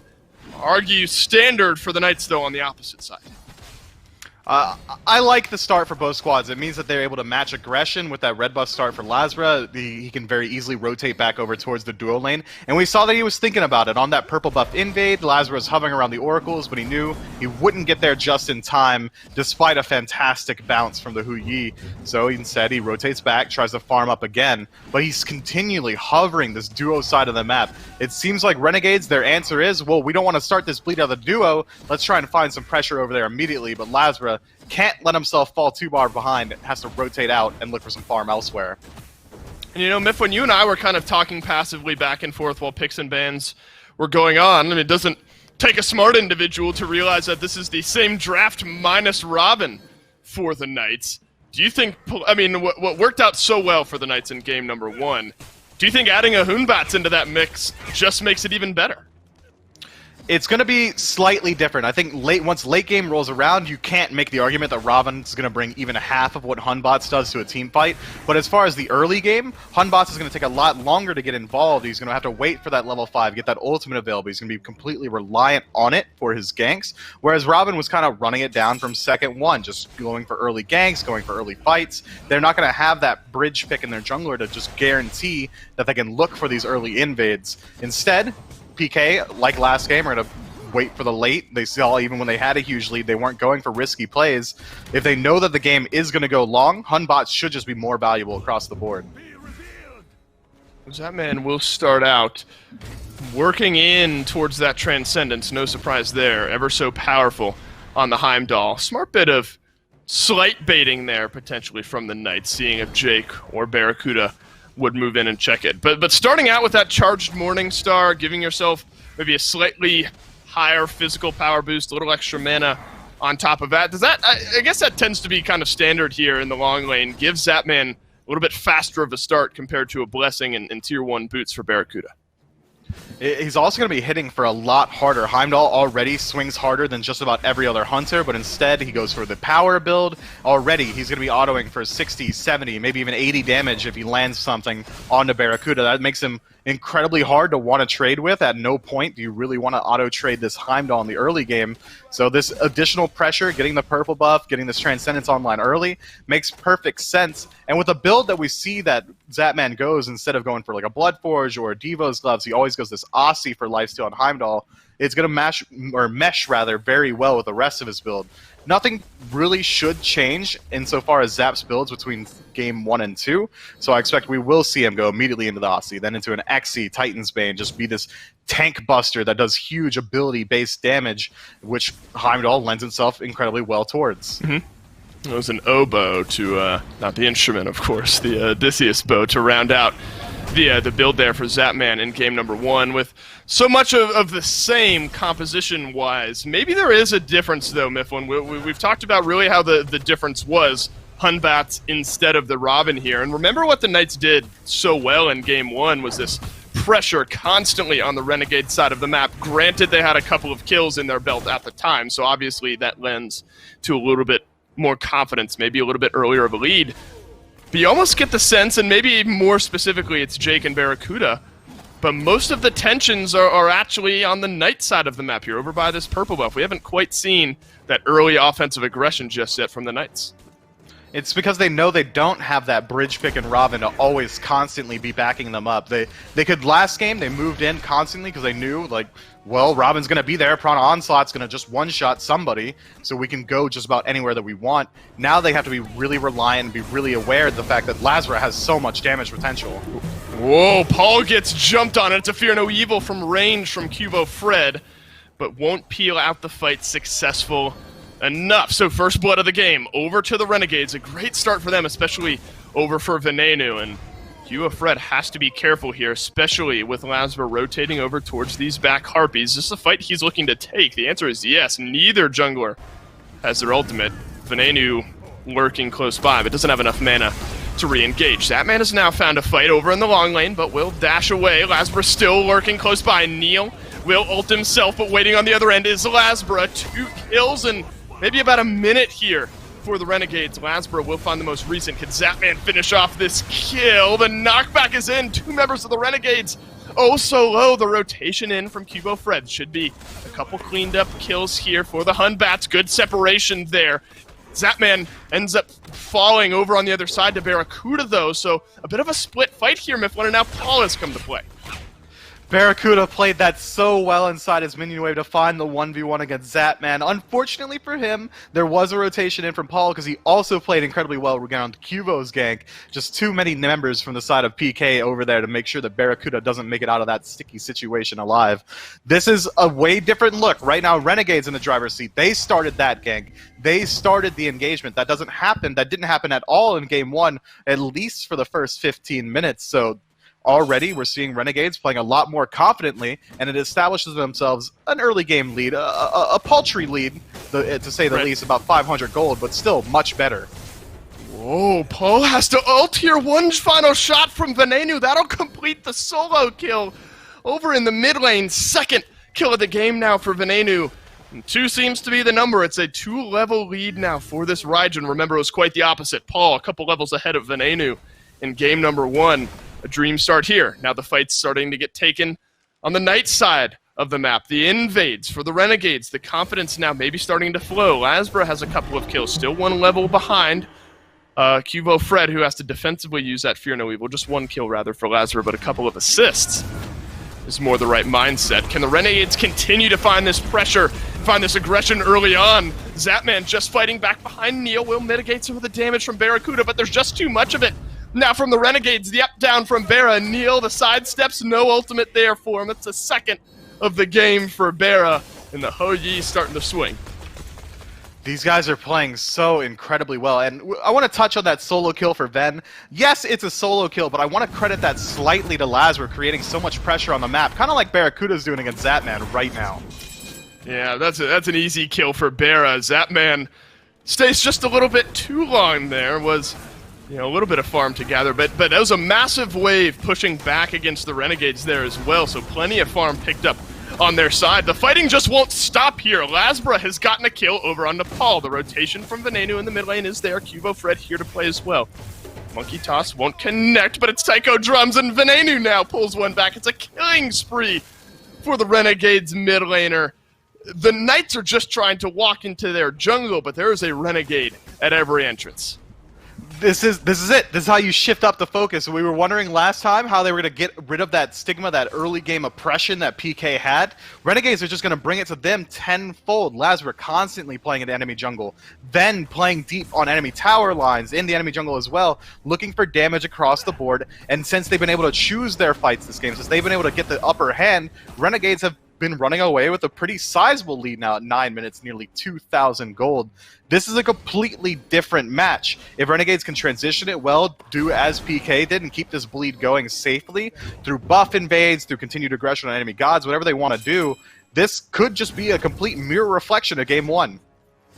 Look at that ward coverage from Mifflin all around the red buff side of the map for the Renegades against the Knights, especially now with the Gold Fury maybe starting up. That's going to open the door for a potential red buff invade. Instead, Paul will be able to back up and just freely take it away, but likely a timer there for the Renegades when they want to move back in, try to invade that red buff, maybe the next one. Still some deep ward coverage on the right-hand side of the map as well. I mean, you want to talk about a flip in map control. The Renegades are just going to kind of know the Knights' every move depending on what jungle pathing they want to take. Deep wards are the name of the game for aggression, and Renegades definitely have plenty of it. They don't get that first red buff invade off those wards, but they do definitely get the timer on it, so they should be able to rotate in very easily towards PK's next red buff. I want to highlight the XP differential in that duo lane. So far, both ADC and support for Renegades are level up. Yep. And instead of going for the traditional Ninja Tabi, Barracuda instead elects to pick up Warrior's Tabi. It's going to be 20 additional power, sacrificing a teensy bit of attack speed, but now his burst potential, he finds a double bounce or a triple bounce. He's going to be one-shotting just about anyone on the side of PK. The ricochets certainly will be there. Venenu is staggered, but be able to thunder crash his way out of that one.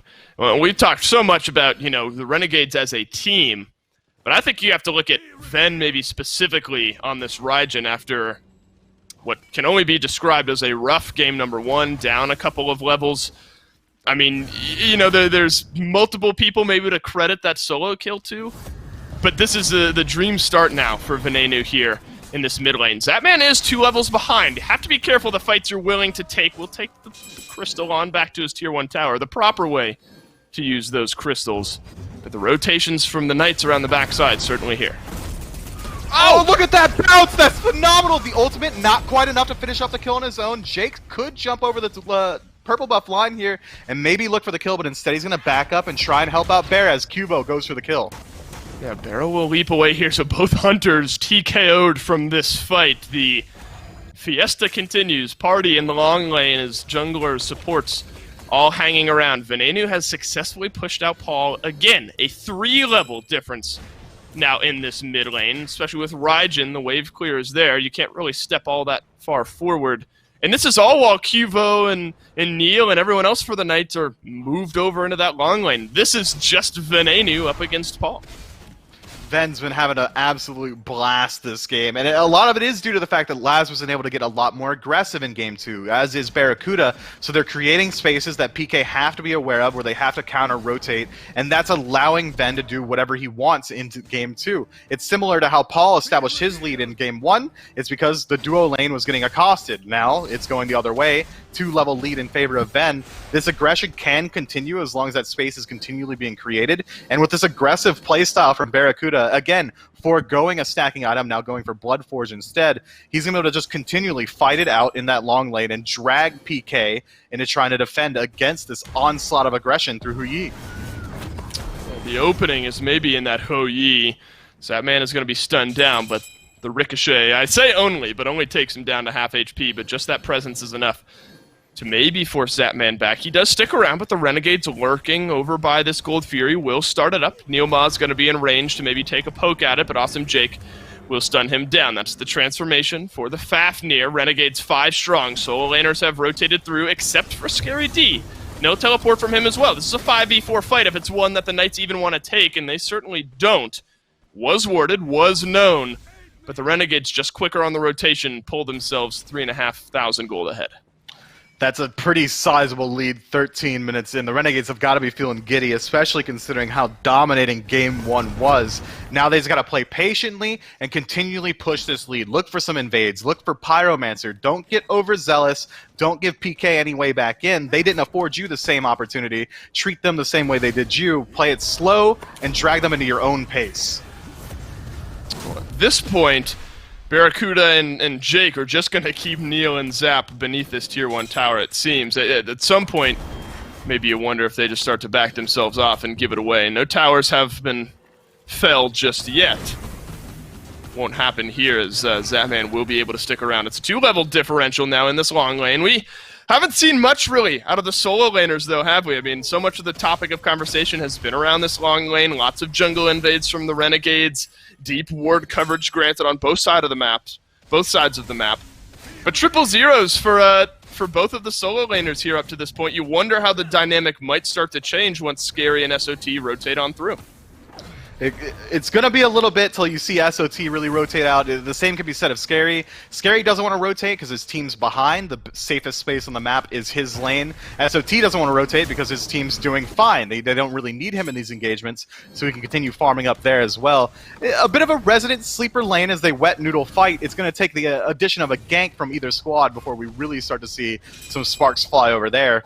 For now, Scary D's had a very decent job just pushing down this tower. He's been able to get a lot of pressure on it, but a Tier 1 doesn't really amount to much. Totem Akus have been relatively even as well. PK coming out slightly ahead, 5 to over what Renegades have been able to bring. But as of right now, these soul laners, completely content waiting it out. This game's going to be won and lost by the 4v4 core elsewhere on the map. And granted, most of the fights have been on the left side of the map. Fear no evil from Cubo Fred goes just wide here. Lasbra, though, the target of aggression, and Cubo Fred will slam down the first kill in this fight. Oh, he's deep in the front line, has to be rezzed, though, by Neil. The shell will provide some good shielding here, but not enough to save Paul from SOT. It's Scary D who's now dashing out in the back line. The World Serpent will maybe chase out Neilma here, but the rest of the Renegades a little bit slower on the rotation. Might not need it, though, if you're SOT. Just burn down a little bit, and Awesome Jake will leap over the wall to complete the fight. The silver lining for the Knights is that Zapman was able to push down that Tier 1 tower. First tower finally falls here in this game, but it's a 2-for-1 fight for the Renegades elsewhere. But the gold lead remains stagnant at 3,500 in favor of the Renegades. PK hasn't really won an engagement just yet, but they're doing a good job staying afloat. They've been able to confirm their own buffs. They've been able to at least get tower trades when Renegades go aggressive elsewhere on the map. They're doing a very good job of just making sure that they don't fall too far behind once that Fire Giant starts to get contested by Renegades. Once we see them try and group up and go for these more precarious neutral objectives, PK, by just not losing out too hard in the early, should be able to contend with it and not have to fall into the same trappings that Renegades did in Game 1 and give up 2 or 3 Fire Giants for free. And I guess the conversation always starts around then where, and I like the way you word that, where the Knights, despite being 3,500 down, I mean, this has been a beautiful start for the Renegades, exactly what you want to see, but then you look at their composition between a Hunbats, a Merlin, late-game melt potential, a Heimdall as well. Does it seem like staying afloat is enough, or do you need to start pulling back some of this lead? Is maybe now what the Knights are left wondering? Obviously, you do want to close up that gap, but if they can just maintain this state of the game for another 10 minutes or so, you only hit level 20 once in Smite. Everyone's going to catch up insofar as XP. The gold deficit isn't so large that once that 25-minute mark rolls around that you won't be able to fight in. So if PK could just continue stemming the bleed, waiting for the late game, they should be absolutely fine with the comp they have. Well, Neil continuing to play far forward, not to be surprising if you watched game number 1, but this time, well, there's enough damage to potentially melt through that Khepri. It's happened 4 times this game. As a matter of fact, Paul has died 4 times here as well. So the targets have been clear from the Renegades. Let's keep Paul as mitigated as possible. This Merlin ran us through the ringer in game number 1, and Neil just pesky there on that front line. 8 of the 10 kills onto the mid lane and the support for the Knights. That's a rough one, but PK has one ray of shining hope inside of Cuvo. He's got a level lead over Lasbra. He's hitting his power spikes incredibly well. He's already got Erendite online. He looks like he's working into a hi-rez coming up next. His burst potential should be there. If they can really form their defense around this Hunbots and try and fight into objectives through him, that's going to be PK's best way back in. My goodness, that Oni Fury respawned and fell shortly thereafter. So second Fury of the game now here for the Renegades, and the good start continues. They've now pulled the gold lead just a little bit further in their favor. Scary D certainly not shying away from trying to invade some of these buffs here, and was not able to steal away that buff from SOT. But I guess that's kind of the vibe you get, where if you're likely left on an island off on your side, Scary D, call it a half level now, 1 level ahead of SOT in that lane, should feel comfortable knowing at least where the Renegades are trying to invade that side of the map. It's always a question of where is the enemy jungler. I want to be wherever my jungle counterpart is so I can match the aggression. Knowing where the enemy guy is means you can just choose wherever you want to farm. Well, Scary D underneath his tier 1 tower here will knock up a couple, but a nice from range ultimate there from Neil will save Scary D's life. And look at the amount of resources, maybe not ultimate-wise, but numbers-wise, they pour into that long lane gank. And maybe if the ultimate goal was just to get that tier 1 tower, certainly pays off here for the Renegades, but Paul in the meantime has been able to push out that mid-tier 1 tower as well. So the well-timed ultimates from Neilma continue here. That must have been close to max range. Gotta be frustrating for the Renegades, but you still get the tier 1 tower in short nonetheless. That's why Aggro is questioning Renegade's decision-making in that death segment as they let Neil get away with this Khepri once more. He's doing such a good job rotating throughout the map, making sure that Renegades can't pull too far ahead. And Paul deciding to push down the tier 1 in mid, that's a way higher priority tower than the solo lane tier 1. That's not really somewhere people are going to retreat to into the solo lane. If they go towards Fire Giant, almost always you're going to see the enemy team retreat towards the middle of the map or straight towards their Phoenixes. So now, if Fire Giant does get contested by Renegades and PK is able to force them back, they've got nowhere safe to run to. Renegades probably not too wildly concerned about it, as they are roughly 4,000 gold in the lead. They should be able to win an engagement if they choose to take one, maybe around the Pyromancer. But even then, PK doing a fantastic job of just mitigating loss. That's a great point there, Mifflin, and just a couple moments ago, that's kind of what we were talking about. Can you stem this bleeding? And, you know, keeping things even has kind of been the name of the game. Pyromancer, though, could shift this game one way or another. Neilma close by, but Pyro is reset. Not fully healed, of course. The Renegade's still lurking close enough by. There is no Zapman or Barracuda here in this fight. Scary D, come on, he walks in, takes away the Pyro, and 4 members of the Renegades are left wondering. They have nothing to wonder about. Scary didn't hide. He didn't blink in and steal it. He walked up slowly and pressed 1 on it, and he just steals it away with superior confirmation timing. That's something you have to be worried about on the side of Renegades. If you want to confirm an objective, you're going to have to commit a pretty large cooldown. Ven has a lot of consistent burn damage, but as far as burst goes, Raijin doesn't have it outside of his ultimate, so you have to be concerned about these steal attempts. No one really tries to lock down Scary. No CC comes out. Of course, he's just going to go ahead and try and steal it. Worst case scenario, he doesn't and walks out alive. Renegade just kind of hand that one over for free. You got to be happy if you're a Knights fan here at this point. Again, I mean, I keep checking in because it's been these small plays for the Knights that have kind of pulled. It seems like they're pulling something back, but the gold lead still maintains right around that 3,000 mark here. Cuvo Fred, though, And that's kind of the ray of shining hope that you maybe started to identify. I mean, full on into the damage. Lasbro certainly has a good bit as well, and we might be able to see that come to play as the Fire Giant is actually started up here by the Renegades. Scary D, first in. 4-man knock up from here, but Neil will drop down the res smartly. The Renegades will not pop the revive this time. World Serpent maybe looking for a little re-engage. Tier 1 tower will be the safe haven here. Watch out for Cubo Fred lurking deep in the backline, though. A Fear No Evil could open up a re-engagement on this fight, but it seems like the Renegades, likely sensing the jungler is missing, are going to disengage to the opposite side. Maybe it seemed like to me they were actually trying to hunt down Cubo. Maybe they knew somehow someone spotted him out in the jungle, so they back up knowing that Fear No Evil could absolutely turn that fight around. PK do a fantastic job disengaging. Neil immediately jumps in, drops the ultimate onto Scary D. Scary wasn't really in any threat of dying, but that is a huge dissuasion factor that Renegades don't want to hit him anymore. Scary's very, very easily able to drop Ben to about half health and then disengage himself. And what was a Fire Giant attempt fizzles out into nothing. PK is still doing a fantastic job just slowing down the Renegades. It's been about 10, 12 minutes now that the Renegades have had this 3,500 gold lead, and it hasn't grown even a little bit. PK, that's all on them and their masterful play around it, just making sure that the Renegades can't run away with anything. They haven't been able to go for a clean, neutral objective because PK are just showing face every step of the way. The gold bar are relatively even. I mean, and that's not to take anything away from the Renegades. It's just sort of a what have you done for me lately kind of mindset. I mean, they jumped out to a massive early game lead, and I think the Knights have just done such a good job of disengaging and picking the fights since then that it hasn't gotten worse. I mean, you look at Venenu. He had a 3-level lead over Paul, who's 1-4-1, both mid laners now at level 20. Builds somewhat similar. Paul moving towards that Staff of Mirrodin again. I mean, it's not that the Renegades are not necessarily doing anything noteworthy, or maybe it is. They're the ones searching, probing for these fights. They started up the FG, but the Knights do a good enough job of kind of poking their head in. You mentioned kind of saving face and backing themselves off. So it's kind of this difference in mindset. It's got to be frustrating, though, for the Renegades. It's not like they're not trying to push this advantage. They just haven't been able to.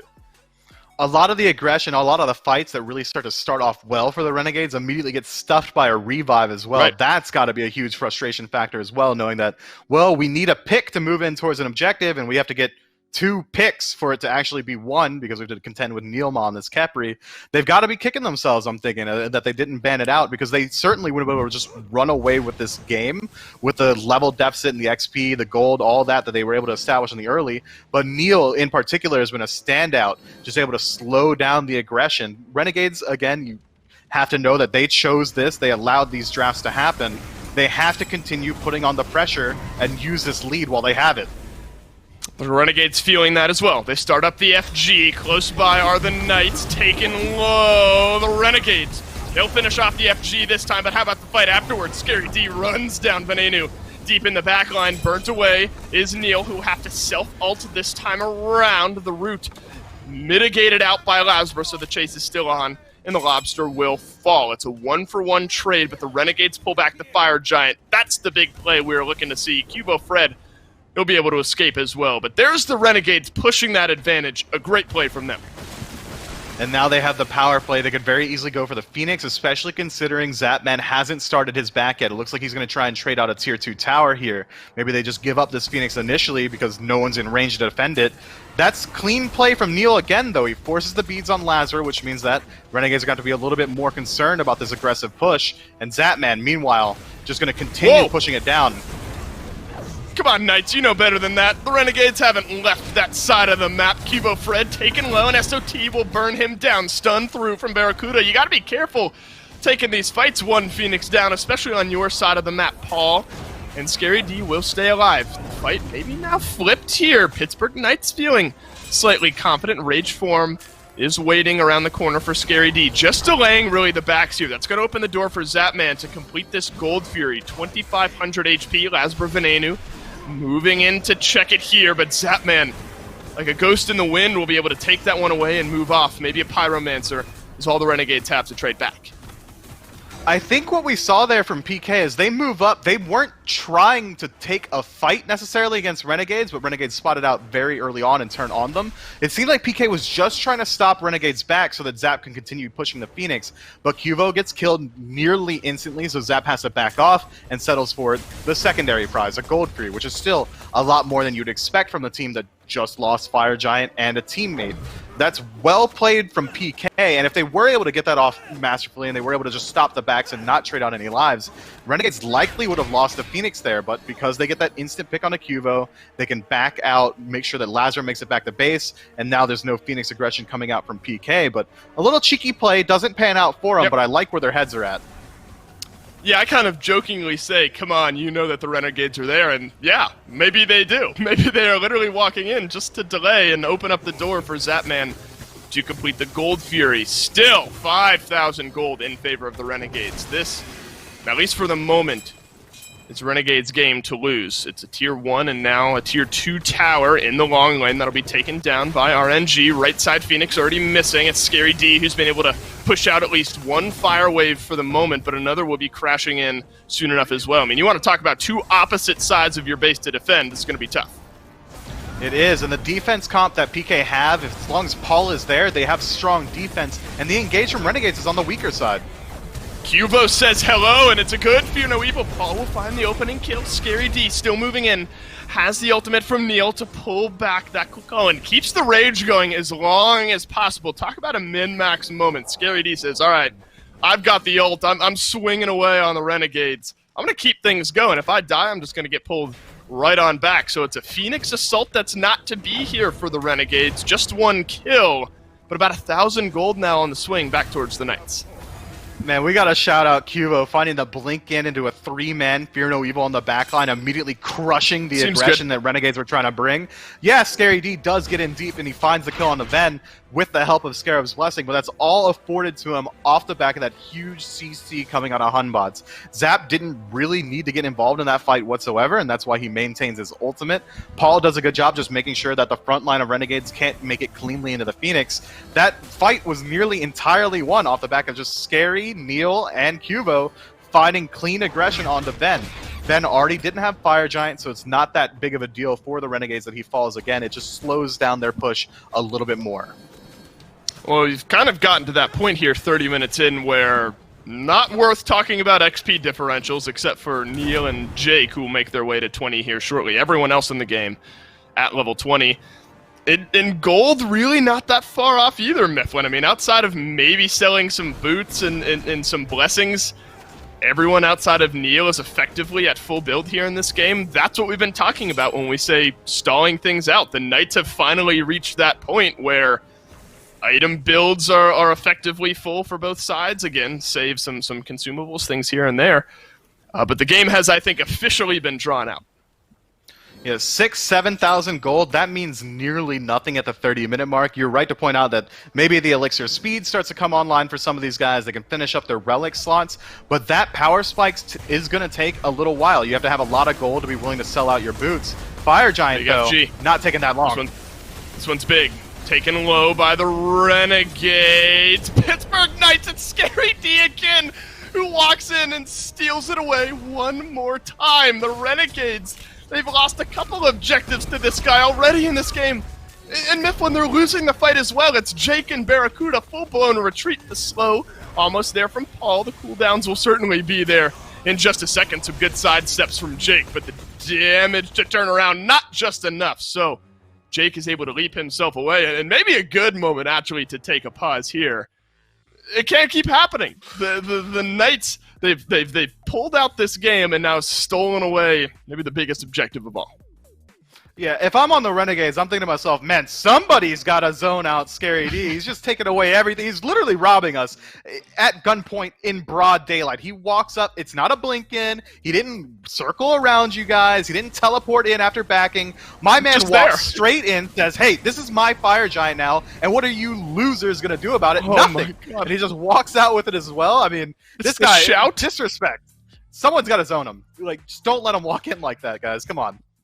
And now, Mifflin, maybe for the first time this game, I'm able to ask this question. Do you have the Knights in the lead here at this point, 4 members strong with the FG? 4 members with FG. I always equate Fire Giant to about a 10,000 gold differential. So now, yeah, I'm going to say PK are absolutely favored in the next team fight. Their Phoenix is back online. They don't have to worry about fire minion waves rotating through their map. They can push wherever they want. They have a tier 2 tower. They have 2 tier 2 towers they can go and clear out. Gold 3 is respawning on the tail end of it. Worst case scenario for PK here is they get immediately thrashed on a tier 2 push. But realistic case, they should at least be able to just close that gold lead and get ready for the next Fire Giant. Group up, try and fight it out again. They might even be able to take a Phoenix. They have so much time to play with right now, about 2.5 minutes left on this Fire Giant. Mm-hmm. They could absolutely do just about anything. This game's completely even. And look at where we were, 6-7 minutes ago here at this point, where the Renegades take down that solo lane Phoenix. They're taking a fight in the Knights base, one that, if the Knights weren't able to turn around, could have been a Titanfall, but isn't this time around. And now this game has been completely flipped around, where the Knights are the ones in the driver's seat. Paul has started to make a comeback. We've had so much of a conversation through that mid lane this game. Early differential. It was 1-4-1 for Paul for a while, added a kill and an assist in the meantime. But look at Venenu. Since starting 3-0, he's gone 0-3. Maybe no mistake of his own, but the Knights have done a great job of mitigating the mid laner as well. I feel bad for Ven because he's been the target of aggression for every single one of PK's engagements. Watch where Cuvo goes. He's blinking in and he's dropping Fear No Evil on Ven. He knows that the majority of Renegades are going to be stacked up around Ven as well, trying to peel him out so that huge CC just gets more and more value. It's left side Phoenix finally down. Awesome Jake left alone. That's an early ultimate from Neil. Maybe sensing a little bit more damage to come through. But won't be this time. It's a massive Fear No Evil. Will the Knights be able to re-engage? They at least find one. But Lasbro will turn around the kill onto a brilliant setup from Cubo Fred. It's Zapman now, who has a double kill. The chase is on. Barracuda retreating back into his base. And Scary D finally gets him. Lasbro still alive and deletes Zapman from the plane of existence here. It's a 3 versus 2. Renegades retreating back towards the Knight side of the map. You're not going to get much better of a setup there than that. So you got to be wondering, if you're in the Knights, what goes wrong that keeps this one somewhat even. Lazarus wasn't caught in the Fear No Evil, and since he wasn't, he go ahead and pick up 2 kills for himself pretty cleanly there. Lazarus putting the dreams of the team on his back, plays it out incredibly perfectly. Still going to get punished for it as he does lose out on the engagement and likely his life, but he buys so much time, keeps the Titan alive, despite the Phoenix going down largely uncontested. Cuvo immediately gets blown up on the tail end of it because PK couldn't follow up with Lazarus just diving their back on. That's clean play. Cuvo, though, man, that ultimate was beautiful. SOT last left alive here. Venenu back on the respawn. So is Awesome Jake. Thunder crash forward. Scary D caught out a bit beneath this mid lane. Phoenix one taunt Tycho drums back through. The rest full-blown damage. Neil has his ultimate back off of cooldown as well. Don't get the Phoenix, but you do get it chipped down quite low. The Fire Giant will just now fall off, which marks about 1 minute left until it comes back up. And now you look at this map, the perfect Phoenix to be taken down prior to a Fire Giant fight if you're the Knights. And the wave's already pushed all the way up to the Phoenix as well. Renegades are going to have to dedicate some manpower to pushing that out before they want to even move in and try and defend this Fire Giant. I think they absolutely should move up after they do push out this lane. They don't want to give up another one. We already saw that PK are able to very easily blow up a Phoenix at this point, and this is going to be an EFG that gets cleared out on the respawn. So that's going to be huge value. You're not going to have to worry about backdoor protections anymore for whichever team does decide to pick it up here. But again, if Cuvo's dropping ultimates like that, it almost feels uncontestable. It blows my mind that it does go as well as it did for the Renegades. How often can you rely on Lasbra to almost single-handedly take out 2 members of the PK squad? I would say that you've got a timer on that. Lasbra, if they're aware of it, PK that is, they're not going to let that happen again. It's going to take some sort of heroic play. Maybe we see SOT move up and steal an objective, just take away the Fire Giant this time in favor of Renegades. I suppose in the moment there's slight nuance where the Knights were kind of peeling back, Cuvo moves back in. It is massive. 4 people feared out, but back in towards their Phoenix. So maybe the immediate follow-up wasn't quite there, but does end up winning them the long-term fight, and it's going to give map presence on their side. You see the pings for the Knights. Long lane of this map, 1 fire wave crashing in, but there is a regular minion wave over there to meet it if you're the Renegades. Lasbra is back in base, half health. Now on this enhanced Fire Giant, we've already seen 1 steal so far in this game on the FG. Will we see another? The Knights won't want to make that mistake, and it's going to be SOT swooping on through in that World Serpent, and the Fire Giant will be pulled off. Man, Lazar wanted to rotate in there to help his boys, but he has to worry about these minions flooding his base, and PK know about it. Scary D is going to move through as well and try to fear out a few, but he gets taken down. In the meantime, both solo laners now missing from the game for the next minute. Neil still has his ult, Cubo Fred, no fear, no evil, no Tycho drums, no Sunbreaker for Barracuda. So, you know, you look at, in terms of big ultimates, neither team feeling all that confident, but it's the base of the Renegades a little bit worse for wear. A little bit sloppy play from PK there. They were absolutely in the advantageous positioning. They have the 5 versus 4, but they trade out 1 versus 1 there. Now Scary D dead for 30 seconds. The same of SOT. PK don't feel confident grouping up around this Fire Giant and taking another fight, especially considering Renegades' Phoenix is already respawned. If it was already hard going for the 5 versus 4, now Lazar won't have to worry about his Titan anymore if he pushes out just one more wave. It's going to be a true to blue 5-on-5 on this Fire Giant. It could go either way, absolutely. My eyes are on both teams' junglers. Agreed. I think that's where so much of the setup has been, and this Oni Fury won't be a true blue 5 versus 5. That one given away. So that is big, that is important, especially if you look at kind of the general state of the map. If this long lane continues to push in against the Renegades, those Oni minions, they will take that down if they're not mitigated in time. Renegades, though, maybe trying to be a touch more proactive, sensing the Knights not left on this side of the map, are going to drop down some ward coverage to see where they're maybe going to move in. We are fully reinforced, though, here, Mifflin. The Renegades, well, at this point, I'm not sure you can shy away from a fight if it were to spring up. They have to be concerned, though. Jake has no relics for the next 20 seconds. Elixirs are starting to come online for both teams. You can see in the consumable slots, Paul's sitting on an elixir of defense. If we thought it was hard to kill him before, and you had to kill him twice because of Neilma, you're going to have to deal a lot more damage, a lot more consistently now that he's got 50 protections going both ways. What do you say we do it one more time? Let's see where this FG will end up. It was Scary D who moved in and stole away the previous one from the Renegades. Again, cautious play here from the Knights. I mean, as equal as you are to the Renegades coming from behind, they are still equal to you as far as gold and XP go here, 38 minutes into this game, so you have to be careful. Neilma, deep on the front line, taken a half HP, largely by Venenu. No roundabout ganks or all that much up to this point. Are you surprised at all, maybe, with the slow play of the Knights and the disengaged play style, maybe the Renegades here? I'm not surprised at all. Both teams look like they're trying to play completely around their junglers. We see Lazar hovering around the side, waiting for an opportunity to dive into the backline. Cuvo doing the exact same thing on the solo side, just pushing out some waves, waiting to see where we can find that deep Fear No Evil. Now PK know that SOT's on the opposite side of the map. It could be a bait. Teleport is available, but they have the numbers advantage, and they're going to use it to go ahead for the Fire Giant. Well, here comes SOT rejoining the fight, and it is on the backside. Zapman a bit pinched out here between two members of the Renegades. Can they delete the Heimdall? Not just yet. Lasper, though, looking over towards Neilma. Still has the ultimate on his side. Scary D disengages as well. A bit of a roundabout fight here. Renegades being corralled in towards one another. And the first kill will drop down over onto Barracuda, but SOT, he's going to swoop on in. Zapman will knock down Lasbro. Venenu searching for some safety beneath the tier 2 tower. Awesome Jake is on the chase as well, but down goes the Raijin. And Awesome Jake will be pinched in on. But look how healthy SOT is, Mifflin. He might be able to pull a kill or two back here. Though the Renegades are limping away, the PK, they're not out of this one just yet.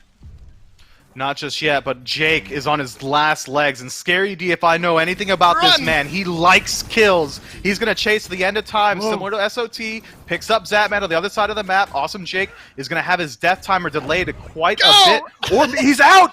The rage is consumed! No! Scary D, what are you doing, bro? Jake, clean play, rotates around, never gives up on his life, makes it out alive, but still a clean fight in favor of PK, 3-2. But Fire Giant still alive. The dance is going to continue once everyone's back up. There's something funny about that moment, just the short, stubby legs of Fafnir doing his best to run away from Scary D. And then the final leap away. We're hearing now that Jake had 10 HP on that final retreat, so literally anything. A breath of air from Scary D would have gotten rid of the Fafnir.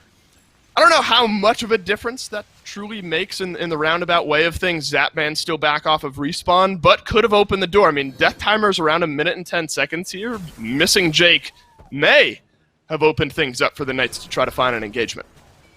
With the amount of time that Jake had bought, if he died to the last ability from Scary D, right, it would have been absolutely detrimental for the Renegades. He would have been dead for a full minute as the 5-stack groups up around Fire, but now he's here and ready for the fight. He's trying to fight in one more time. Very defensive on that Fear No Evil from Cubo Fred.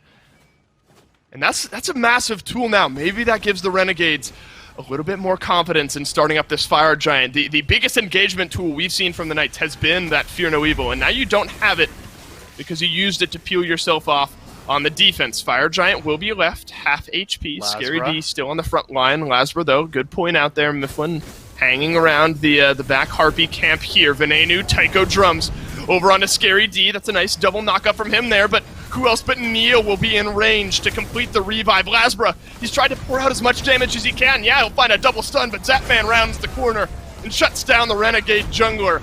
SOT will swoop through here. Scary D stunned down. The chase is on, but the Renegade's quite low on their backline as well. Cubo Fred, the door is open. Barracuda drops down. Scary D, the 2v1 is complete. Barracuda, big time double kill right around the FG pit. Awesome Jake taken low once again. SOT still in the throes of this engagement. Zapman will finish that one out. Name a better duo, Zapman, and keeping the Renegades in the game. Man, what a nutty, disjointed fight. Yeah, that's Barracuda, by the way. Put some respect on his name. This man takes a 2v1 from the jaws of death and just walks out with it. That's nuts. We're starting to see Barracuda absolutely swinging in these engagements. You're going to have to send your entire team at him if you want him in the dirt. Meanwhile, PK still do get the better end of that engagement. 2 fall for them, but they get 3 in return. And Fire Giant should go their way as well. That's Zapman getting the final kill, tripping me up there. Yeah, don't forget it. That's a big-time play from Barracuda to keep the Renegades in this one. Half HP on the Fire Giant. Barra and Awesome Jake, who else but in range. Taken low, the Knights. They will complete the Fire Giant this time around, so no steal available. Can Awesome Jake escape with 10 HP? I'm not so sure. He is rooted in place, but will be able to leap away. Paul switching stances, a stun down from Jake.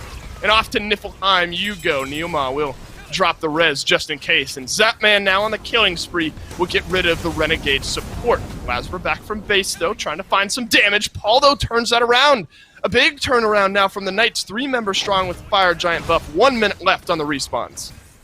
I mean, I understand what Lazar wants. He wants to get Fire Giant off of at least 1, maybe get a return kill, but dashing in with the ultimate there, knowing that the 5-stack from PK is just ready around the corner and your teammate had already died, it's just throwing away your life. There's no point leaving base and just dying again. Now 50 seconds left on that respawn. Phoenixes are going to be contended with almost immediately. They don't have to worry about minion waves. Enhanced Fire Giant gets rid of that backdoor protection. So if PK group up anywhere, 5 versus 3, they should be able to just run away with these objectives.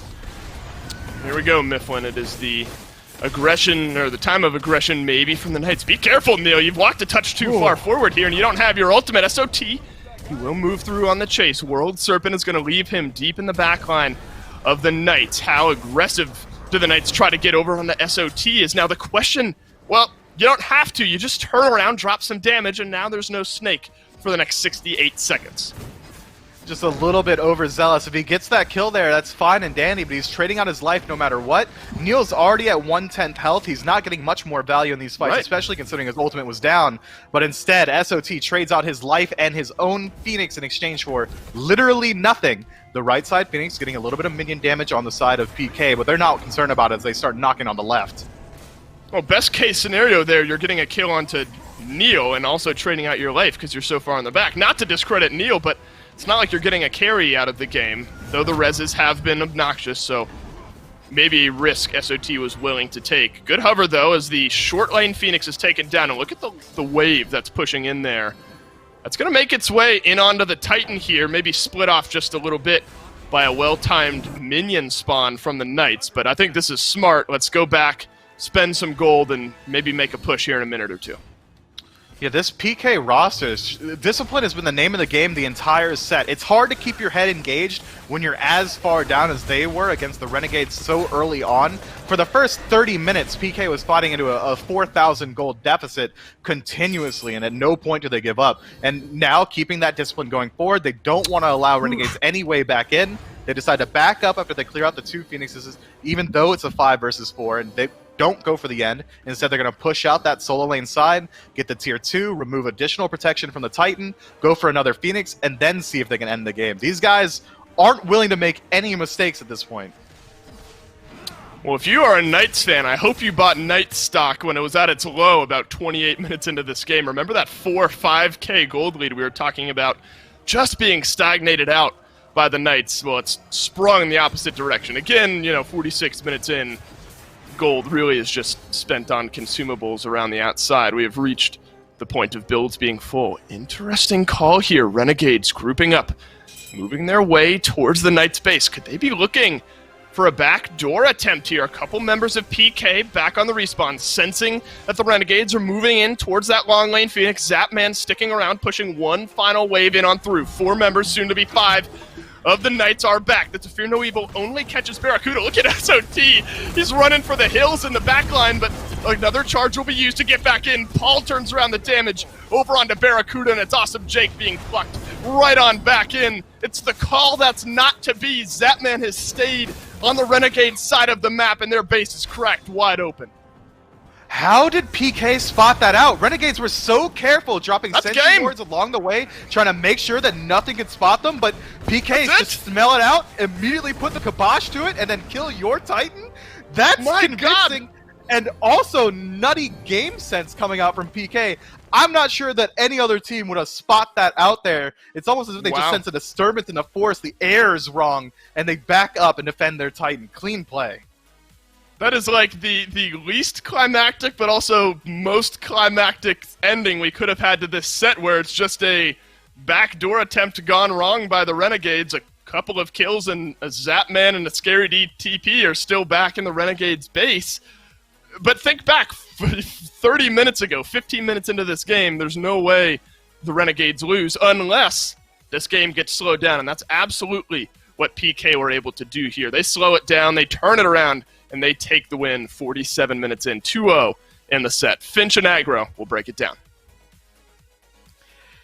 Thanks, Dolson and Mifflin. I am hoping that maybe Aggro knows a little bit more about how things went so crazy there on the tail end of that game there for him. How do they recognize that they're making that play to go in the game? Well, that is what saves it for them. A great back call, really, from the entirety of the Knights. They defend up against Renegades, and they're able to shut it all down. Aggro, this game, 47 minutes into it, could have really been anyone's. Did they have to go for that play in that spot? I think they did. I think it's the right call by Renegades, because you've got 2 Phoenixes down. You're going to lose the third one, most likely. It's really hard to defend your Titan in that sort of spot. And frankly, if Fred doesn't just happen to be meandering out of base at that time, Renegades are able to end before everyone gets back. They had Fafnir coerce. They had an upgraded Frenzy. They have a lot of damage that's going on to that Titan that you really can't prevent. I think it's an okay call from Renegades, but it's just something, the good pro players, man, they're paranoid. They're always thinking about what's worst case scenario. How could we lose from this position? And with 1 Phoenix down, they've got Fafnir, they have Frenzy. It's very, very smart from PK to say, hey, we have to be ready for them to potentially show up and be on a backdoor situation. When you don't see anybody clearing waves for a while, it really starts to set off alarm bells. And I really think that Fred would just so happen to back and just be there just in case. If they all show up, look at it this way. If Renegades all show up on that right side Phoenix defense, then they just wait for Fred to walk up anyways. PK was in no rush in order to end that game, and making sure that everything was on the up and up really paid off for them. It did, and it can almost make you forget that this is actually a pretty good start to this game by Renegades. Barra having a really good performance. What about my man Venenu, who was like 2.5 levels up or so over Paul in that mid lane, even finding a solo kill there? I mean, this was legitimately a strong performance from Renegades until Scary D decided to single-handedly unseat them. Yeah, this was an insane game by Scary, man. I mean, he steals a Pyro with an untransformed 1. He steals a Fire Giant with a transformed alt. I mean, he was absolutely nuts this game and really, really impressive, as he has been basically all year. Barra, I thought, had a great game, a couple big plays. Agreed. This was insane, the 2v1.